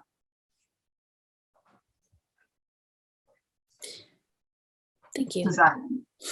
Yeah, that gets me more curious about then where did that money come from? And should we name it somewhere or somehow? That's all. Oh, is that a rhetorical question, Jess? I'm not sure. No, it's not a rhetorical question. Peter, would you tell me a little bit more about where that money came from and how that worked? Yeah. So I I don't remember exactly where we drew money from for that purpose at that time. What I would say about it in general is it's becoming a more common practice. The reason we went looking for an appropriate place to charge it was because it hasn't been a common practice in the town or elsewhere, really. It's just something that's emerged as something that'll be part of these different public processes. And I think the way for the town to address it in a sort of thoughtful way that is not just about how it affects the planning department, but how the town does this in a more general way with the town's engagement with the community, is when you are looking at the website upgrade and community engagement, piece, as it gets further along and you get making some decisions about how to proceed with that. That's square on right within that body of work is, how to make sure not just that we are presenting town information in a more effective way that's easier for people to access, but also how do we engage the public? How do we invite folks in? So I think that's a place where you can have some really substantive discussion around how you want this to become more explicit within the town's budget and the town's operations. Thank you. Okay, thank you, Peter. Any more questions for Sue? Pretty lean budget. Okay, Sue, you're no longer interrogated. I thank you very much. Thank you. All right, let's take our 8 o'clock break early and then we'll finish up. So what's the matter, Tim? Oh, do we need it? Yeah, I think we can have some discussion on some of these things. Yeah, yeah. So let's say at 5 after 8, we will resume. Thank you very much. Now, item of the FY23 budget to discuss, which is list of unfinished items to be addressed in January 2022. Please tell us, Peter. Thank you, Liz.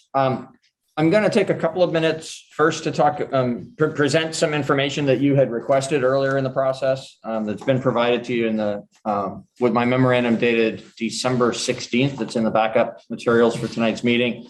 I'm just going to note what's in that, even though you've each had an opportunity to review it, so that the public also knows what we have sort of circled back to you with. And then we will indeed talk about the unfinished business to make sure that we've got a complete list of those items for staff to continue to work on to bring to you any additional information you might need for the select board to work through in January before you're ready to recommend a budget to representative town meeting.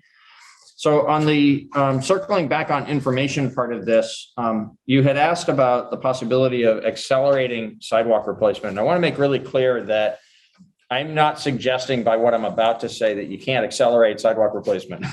What I am suggesting is we have learned that the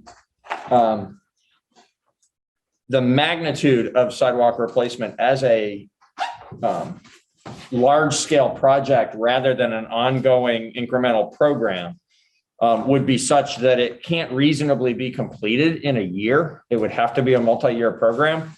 And it would have to be a multi-year program of some duration based on not so much cost, although the costs that I'm referred to here in a minute are pretty significant, but more just the physical ability to get work done because there's only so many crews available and each crew can only do so much work in a year.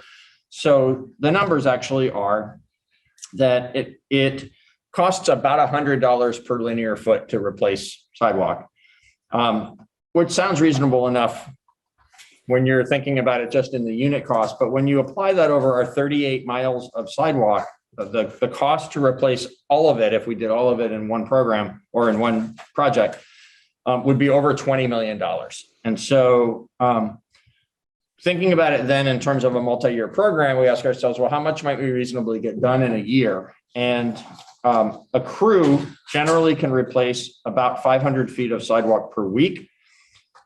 If we think about the sidewalk replacement season as being about 6 months of the year during the warmer weather months, that works out to about 2.5 miles of sidewalk per crew per year. And so that gives you sort of a rough feel for that. And one number I didn't run, but we could eyeball it kind of quickly is, so that crew, the cost of the work that crew would do would be a little less than 10% of the $20 million overall cost. So somewhere north of $1 million and south of $2 million would be what it would cost to have a crew replace 2.5 miles of sidewalk in a summer. Just facts without judgment. I know you're going to need to have a further conversation about, given this sort of sense now, a better feel for what it takes to actually do large scale sidewalk replacement. I think there's some things there for you to talk about in terms of how much of it you'd like to prioritize and some different ways to address the cost, some possibility of some grant funds and other ways in which you might go about addressing the cost. Capital fund balance. You asked when we were talking about the capital program, and we talked explicitly about the fact that we carry some fund balance in there because sometimes things are over. You pretty much never spend exactly what is budgeted for a particular project or a particular purchase. Usually we're a little over, a little under. Every now and then there's a larger aberration that, we'll always explain in detail when it happens, but everything is always a little bit off from the exact number. And those variations they affect the fund balance. So, if we've got $50,000 allocated to buying a truck and we're able to buy it for $47,000, $3,000 goes into the fund balance. Likewise, if it's a $53,000 purchase against the $50,000 budget, then we're drawing off of the fund balance in order to complete the purchase. We're doing that sort of thing all the time, usually in smallish numbers like that, occasionally in a larger number, very occasionally for something that wasn't budgeted at all. So earlier this year, there was an example of that when the wall under the bridge at the Whetstone Pathway failed.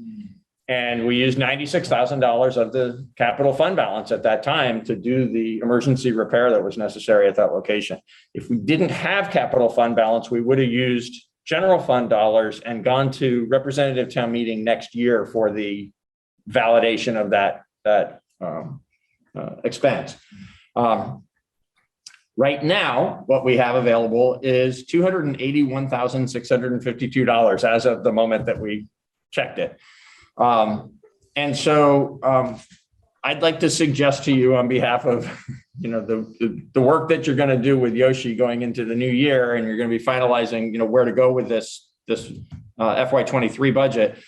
I'd like to suggest to you that $281,000, when we think about just sort of like general operations, is a lot of money. $281,000 as the available funds that are not allocated within the capital fund is not a lot of money. And so I would suggest to you that as you think about your priorities for things like maybe increasing the commitment to sidewalks, that you think of that as being necessary to fund it, to either, say, well, we want to raise the aspirations for what we're going to do, but we're going to do this so much with cash, and then we're going to try to get grants for the rest. Or we're going to raise the tax rate a little bit because we think it's important to do X instead of, something less than that for a particular investment. I'm using sidewalks only because I know sidewalks are going to get discussed, because we've had some discussion about it back at the time that I presented the capital program. It could apply equally well to, any other aspect of the capital program. That it suggests to you not rely on capital fund balance, drawing down the capital fund balance intentionally as part of your budgeting. Rather leave it for its purpose to be that fluctuating number that's always there when you need it, when you've got something that comes in a little high. You asked about the cost of the benefits for the new positions, because I explained when we proposed the new positions, the evidence technician in the police department and the human resources assistant, I explained that we don't separately budget the first year benefit costs for those positions, because the way we project benefits in our annual budgets is on the full body of town employees. We don't do it by, a head count times a unit cost, but rather, we have a good feel. The circumstances are changing because of positions becoming vacant during the year and others becoming filled. And because in the health insurance program in particular, family situations change. And so So it's the best practice for us in terms of not having higher than necessary line items by having it apply to a head count, and then therefore higher than necessary taxes, is to instead look at our actual expenses over a period of time and what's changing in the costs. You know, when health insurance premiums are going up, we know that we need to have a larger increase, but we're doing that based on the aggregated impact of those benefits, not on the per person impact.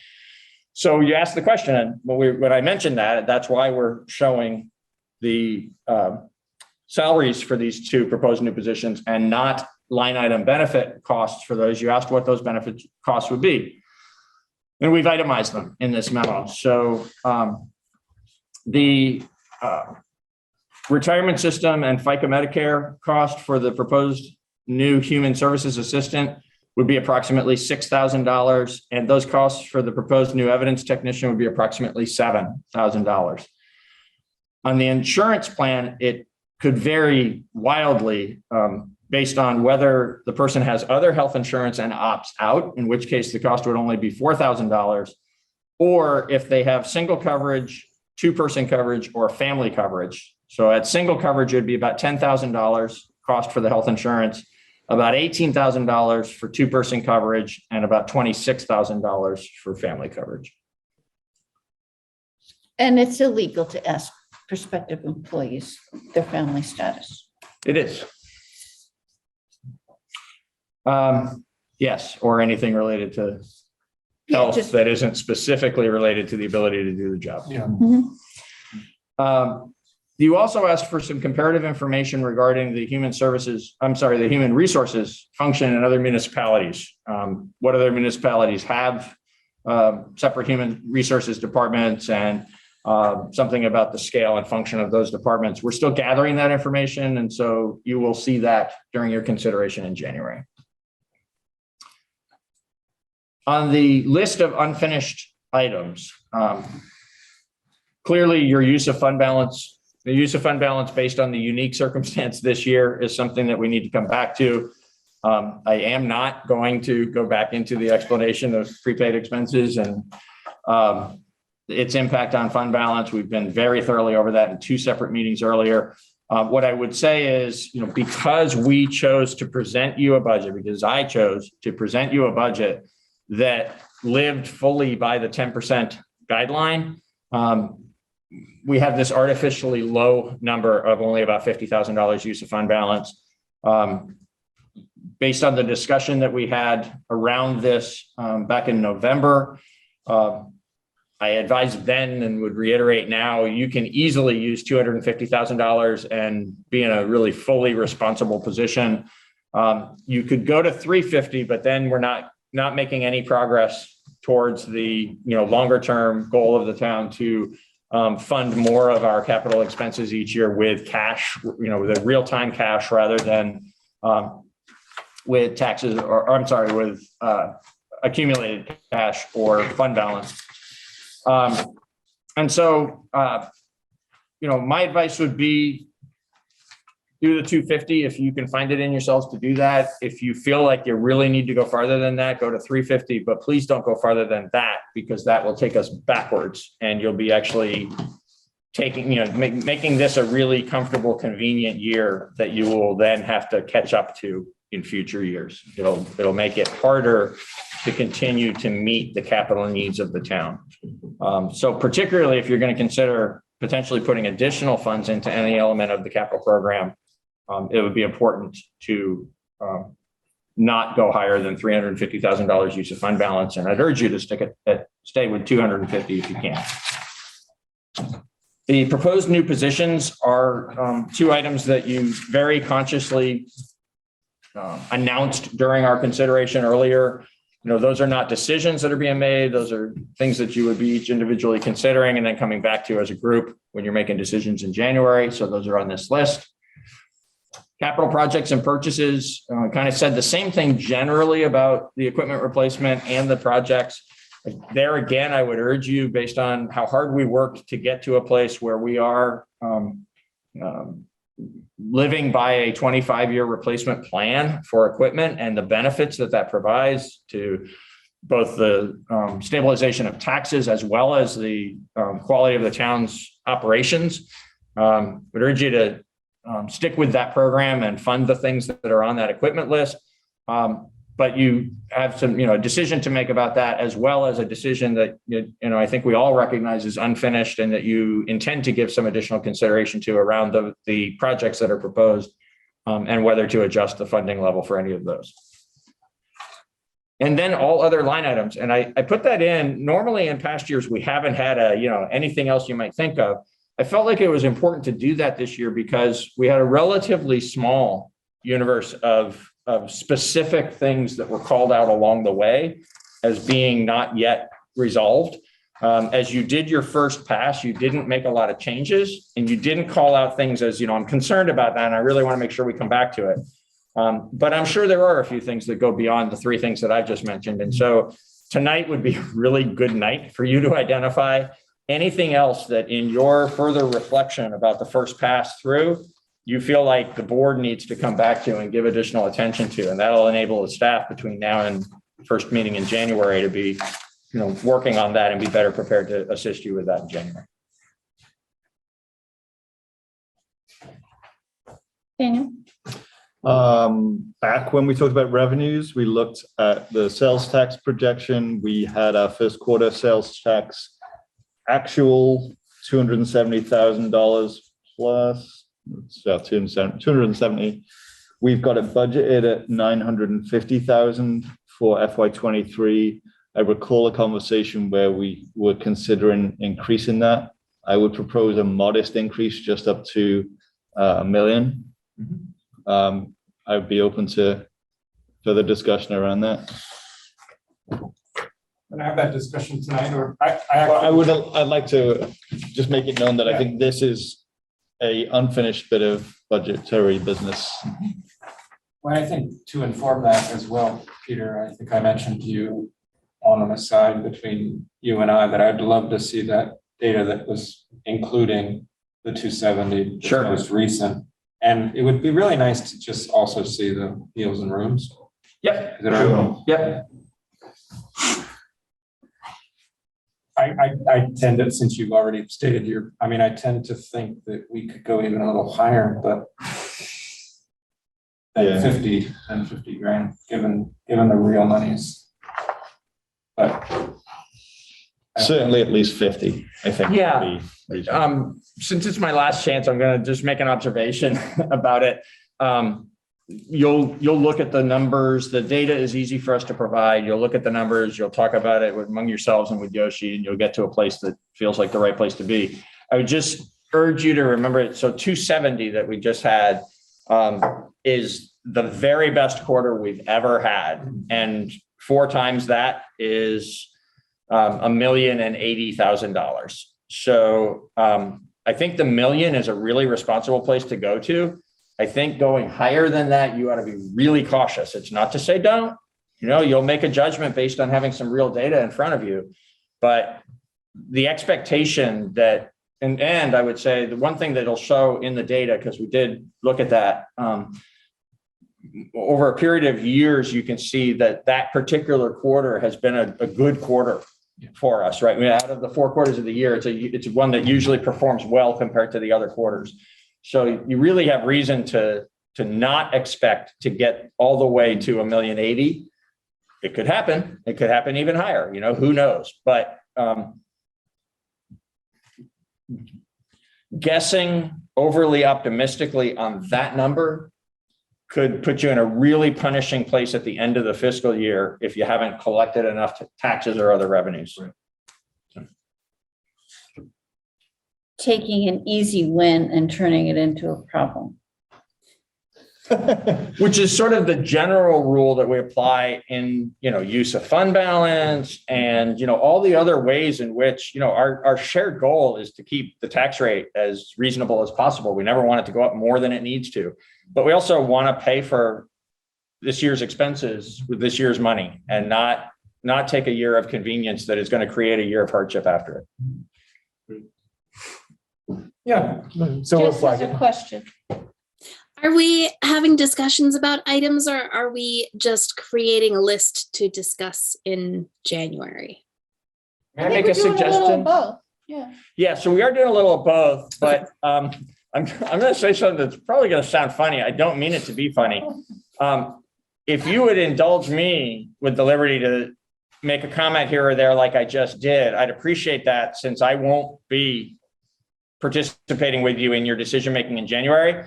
Outside of that, honestly, even though it sounds like I'm saying, yeah, you shouldn't be discussing it, but listen to me. I don't mean it that way. I think you know that. But you going very deeply into any of these things when you don't have all the information in front of you and you don't have Yoshi at your side, I think you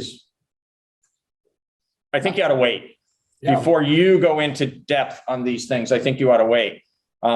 But I hope you'll accept another comment or two from me as a parting shot. Absolutely. That way we can compare and contrast. There you go. Yeah. There you go. So you just go right ahead, Peter. Okay, so that's duly noted, and I think that makes a lot of sense. But I think, Jess, you had something to add to the list at least, yes? I do. I have a list item, and it was the community safety funds.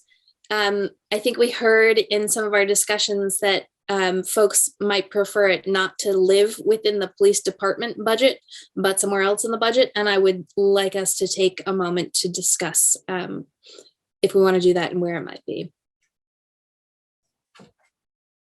So if you choose to do that, I think there's a really obvious place to put it, which is the transfer to other funds. That's where we show money that is just general fund money that's going to some other place. On the timing of when you might choose to do that, there would be, nothing wrong with you making a conscious, informed decision to do it this year. But this year, what makes it possible to make an additional $100,000 allocation is the savings, because we have those vacancies in the police officer positions. That's why I chose in the first instance to put it where it is rather than in the transfer to other funds. With the expectation, my expectation in doing that was that you might have this conversation now, and you certainly might be having a conversation a year from now about whether there would be ongoing commitments to this purpose that would then show as its own funding decision as a transfer to other funds. But that this year, unless you decided to do more than $100,000, that the way in which it's happening is a police department function of being understaffed and using that savings for this purpose. So, I would gently urge you to leave it where it is, but, that's a decision, a policy call you'll make after having some additional, giving that some additional thought collectively. I kind of like the symmetry of taking money from the police and giving it to the community safety fund. I mean, that is what's happening. And I like the frankness of that. Certainly during the first year, it's transparent. Yeah. That's not to say I'd be opposed to moving it, but not in the first year when it's a brand new concept. Right. I think that the fund exists, that there is already $200,000 in it. Thank you. And we are asking town meeting to approve this transfer of 100,000 from the police budget to that fund. I honestly don't see this as a big deal. Leave it in the police, section of the budget for now. It's very clear, as you say, on where the money's coming from. Next year, maybe it goes to transfers, Yeah. And it's possibly some of the objections might be that people feel that because it exists in the police budget, it's somehow controlled by the police department, right? Which is simply not the case. That's correct. It is simply not. I think that is potentially a misconception that's happening, Yeah. which is, understandable, I guess, but as long as we're clear about it, that's not the case. Right. The money in that fund comes from savings from an understaffed department. Yes. An underexpended staff salaries line. Yes. Correct. It is what it is, as they like to Both the say. voted upon 200 and the proposed 100. So I'm going to put it on the list. so that you can come back to it, have some additional discussion, receive whatever additional advice you might receive from Yoshi, and make your decision. I guess I have a sort of a curiosity, I guess. So the 200,000 that's already in there, how does that show up in the budget? You know, because there isn't like. So that will show in actuals. Yeah. As this will show, if you do the 100, it'll show in actuals as a transfer to other funds, because that's what is actually happening. Right. But it resulted from the fact that we're going to have underspent police salaries this year. And we already know that we can't possibly staff up to 27 during FY23. And so there's going to be additional savings. You will make, the other point I would make, I guess, there is one more thing to say about why leaving it where it is, I think is on balance the better thing to do. And that is, you have a policy decision yet to be made about the staffing in the police department. You will address that sometime in the months ahead, together with Chief Hardy and with Yoshi and perhaps others, certainly more community input. And when you get to that place, you know, you may end up reducing the number of police officers. You may not end up reducing the number of police officers that are allocated to the police department. And if you decide not to, then what you'd be doing is putting the police department budget in a position where it would look like you'd have to increase the budget to afford just maintaining the same allocation that you've had in the past. So because of what is causing this savings now, I think you want to make the policy decision and then let the budget reflect the policy decision you've made. In which case, for this budget, it would stay in the police department. Yeah, that's interesting. So it's really an accounting thing. It enables us to properly account for the money. Well, actually, so as an accounting thing, you know, it's kind of, we come full circle to the discussion earlier tonight about making sure that we're careful and transparent about putting things in the right place. So the accounting thing is not a policy decision. The accounting thing is a rule, and we follow the rules. And so it'll be shown the right way as to actually where the money went. The budget document is a policy document. It's the place where you're expressing your intentions for, you know, what we're going to do and how we intend to do it. When we actually make the expense, it gets charged where it needs to be charged. You know, When you put it that way, so for instance, you heard Sue earlier tonight talk about how when we provided stipends to people who participated in the housing planning process, there wasn't funding for that available that was within her authority. So she came and she talked to us, and we looked for the place, and I don't remember where it was, which is too bad. But you know, we found an appropriate place to say, yeah, we can expend those funds because those aren't going to be expended for something else, and that'll enable you to do this thing that we think is the right thing to do. That will, you know, complete that process properly. But just because we found a place where we could afford to spend the money from doesn't mean that it got charged to that place. It got charged to where it needed to get charged to, which in that case was probably a grant account rather than a general fund account. But the accountants put it in the right place because that's where it went from. You know, we wouldn't arbitrarily show an expense someplace that wasn't related to what it was spent on, just because that might be where we drew the budgeted funds from. Does that make sense? The budget is the plan. The budget is the plan, and the audit shows how it turned out. Yeah. Great. Okay, so it's on the list. It's on the list. Can I just ask one point of clarification around that topic? So the police department salaries right now, the budget, this is what my notes say. Please correct me if I'm wrong. Right. Our staffing level is, we want 27 officers. Our budget reflects that we want 25 officers plus a technician, evidence technician. Is that true? Yes, I would say it a little differently, but you nailed the essence of it, which is that staff salaries line item that does in fact also include the technician. It includes some other employees as well. But importantly, as it relates to the topic that we're on, it only includes funding for 25 police officers for this budget because of the $100,000, basically $50,000 times 2, that was pulled out and put into a separate line as a transfer to community safety. Yeah. Thank you. That was all I just needed to clarify before we moved on. Thank you. You got it right. Okay. More questions for Peter. Let's have him shoot him down. Okay, Go If you ahead, don't like Jess. your answer, we'll wait for your shoot. I've got another one. And so the other question is clarifying or having a specific line in the budget for that, for community engagement efforts, so that you don't have to go digging to identify, or Yoshi doesn't have to go digging to identify a source for those funds, but that they're transparent and easy to access. I'll put it on the list. My 2 cents worth is you've got a policy decision on that also that you have not yet made, that you know you intend to make in the months ahead. And I think you ought to make that decision and then have it reflected in next year's budget process.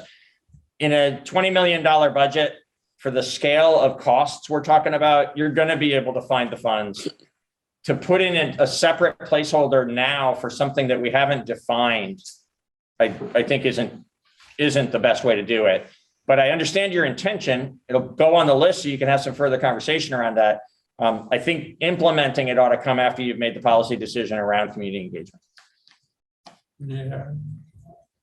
And you got to define it for us because I don't know what we're talking about. So a year ago, the staff brought forward what we knew was long overdue and long hoped for recommendation to upgrade the town's website. And when we did that, one member of the board particularly, and then the board embraced it as a group, thought it was important that it not just be a website upgrade project, that it be a website upgrade and community engagement project, that we raise our expectations and our performance, both in how we push information out to the community and in how we engage the community in our decision-making processes. And as part of that community engagement piece, there's cost to doing that. There's the specific thing that has come up tonight is the paying of a stipend for people who participate in processes. That's applicable to certain circumstances, but just in general to, organize opportunities for people to be more involved in town government is going to require that there be expenditures. I don't know what those are going to be because I don't know where you're going to go with this body of work. But when what we do is hold these meetings and say to folks, come on Tuesday night if you've got something to tell us, then it costs what it already costs. But when you make a conscious decision that you're going to do more intentional outreach and invitation in, how much you're going to spend is going to depend on how much more and what types of outreach and invitation in you do. And because you haven't made that policy decision, there's no way to put a calibrated number. You could put a placeholder number into this budget, but there's no way to put a calibrated number into this budget for community engagement. So when we say community engagement at this moment, the way you're using it, you're not speaking specifically for website process, but in general, community. I'm actually speaking intentionally out beyond just the website to the broader topic of community engagement. That's what I have understood the direction from the select board to be. An example that's not just, a stipend would be, for example, Carol put a survey out for the new playground, ask the community to weigh in. Let's say that free software, I don't know if it was free. I think it was free software that she used to use that SurveyMonkey wasn't optimal for how she was using it. And maybe paying for something that's like a little bit better to go out to use might be a that would be, to me, like would fall within this community engagement component of, we're using this thing specifically for getting community input. That would fall under community engagement, that kind of thing. Okay, yeah. But it's not really a website, right? Makes sense. Makes sense to try to start to define that too. Yeah, I agree. It's kind of nebulous. So whoever's All excited right. about that should just. Anything else for the start to list? define. Any last licks of Peter? Now would be the time. Your best shot. Mr. Quick? No. No. All right. We didn't talk about the sidewalk thing at all, but Well, I mean, like, Yeah, that $20 million. that's what, like, how do we even, Go ahead. well, so, I was trying to kind of remember like how we ended up in this bigger kind of plan, because I know that in the capital projects budget, it was like, I think 120,000. 120, up from 100 from last year. Right. And when we talked in the last two budget cycles about this and the road paving work, it was like, how much can you do? How much needs to be done on what cycle?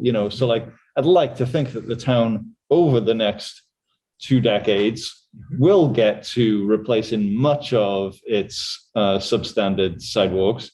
Whether we need to replace all of them in one big project, a multi-year project nonetheless, is a matter for debate. I think I would like to hear more, not necessarily for this budget cycle, but says the person with a 1-year seat. But I think the board should hear more from the Public Works Department about the condition of sidewalks and a plan to replace the worst sidewalks that is accelerated beyond what we currently have. Because even what we currently have still doesn't really address the need for our worst sidewalks. Yeah. I'm not talking about replacing all of them, but like, let's at least take a look at the worst ones and see how much that would cost. May I say 2 things? Wait, you're identifying cracks in his argument? No, not at all. I want to build on it. I there think- are no cracks. So what I want to say is, thing number one is I understood the whole point of having further discussion about sidewalks to be, should we be doing something more than this really incremental, like painfully incremental way that we go about it? We're doing better than we used to. It used to be 20, and then it was 30, and then it was 50, and now it's 120. But it still just goes such a small way towards addressing the need. And we're a walkable town, and we're glad we're a walkable town. We encourage that kind of activity, right? And it's the way a lot of people, some people need to, and a lot of people choose to, just get around from place to place, because we're pretty compact too, which is great. So, so the basic question I understood was, how can we do better than just, 120, maybe 150, but that little bit of sidewalk that allows us to replace? Could there be a grander, more ambitious program that we could undertake around sidewalk replacement? So I think this is a start and only the very beginning of having that conversation about what shape that might take. And you definitely do need to engage with Dan and others around that. That's point number one. Point number two, though, is it's a recurring theme. But, you also just tonight approved the grant for the bike ped master plan. The board is going to be receiving approximately a year from now. So there's some delayed gratification there. But, at the end of this next grant cycle, there'll be a plan that has been created about how we can, in a really intentional way, improve walking and bike riding in the community. And you could use that plan as a way to spend some more money in a really focused way to improve the sidewalks. It seems to me that there's handicap access issues that could have grant funding from some other means, and also infrastructure funds that could be used for sidewalks that we have not explored at all. Right. And the infrastructure money, we'd already sort of talked generally that we might want to use that for projects that have been hard to get going at all. Intersections, right? Primarily. Whereas sidewalks is sort of just one of those continual kind of things. Yeah.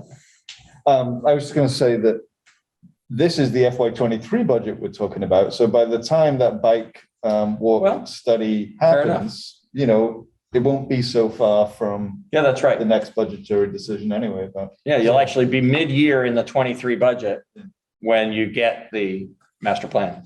Yep, So is this not going on the list then for? it's already on the list. Oh, it's already on. Okay, Sidewalk so- replacement as a topic for you Will to be. say, are we doing the 120 or are we doing something different? Is already on the list. Okay. Yep. And we can even decide, multi-year strategies for that. Yeah. you and Ian can. Listen, and Maybe so do you feel like you need more information? No. I mean, I don't know. That discussion. The sidewalk condition map from a few years back still exists. I'm sure it's still pretty relevant. I think so. I don't know when it was last updated. Yeah. Does that get discussed at traffic safety? Does that condition map get discussed? Or No. just sidewalk needs in general? Sometime. Yeah. Emergency requests, right? Yeah. Safety Often concern. we're discussing crossings Yes. over roads, Mhm. incidents that happen on roads involving cars, pedestrians, bicyclists, Mhm. rarely Yeah. sidewalks. Sorry. Yeah. Yeah, that's right. It's the interaction between pedestrians and vehicles and between bicycles and vehicles that gets a lot more attention than just plain The sidewalk itself. sidewalks or bike lanes. All right. Anything else for the list for Peter? Peter B. Alwell slush fund creation? No. Too late for that.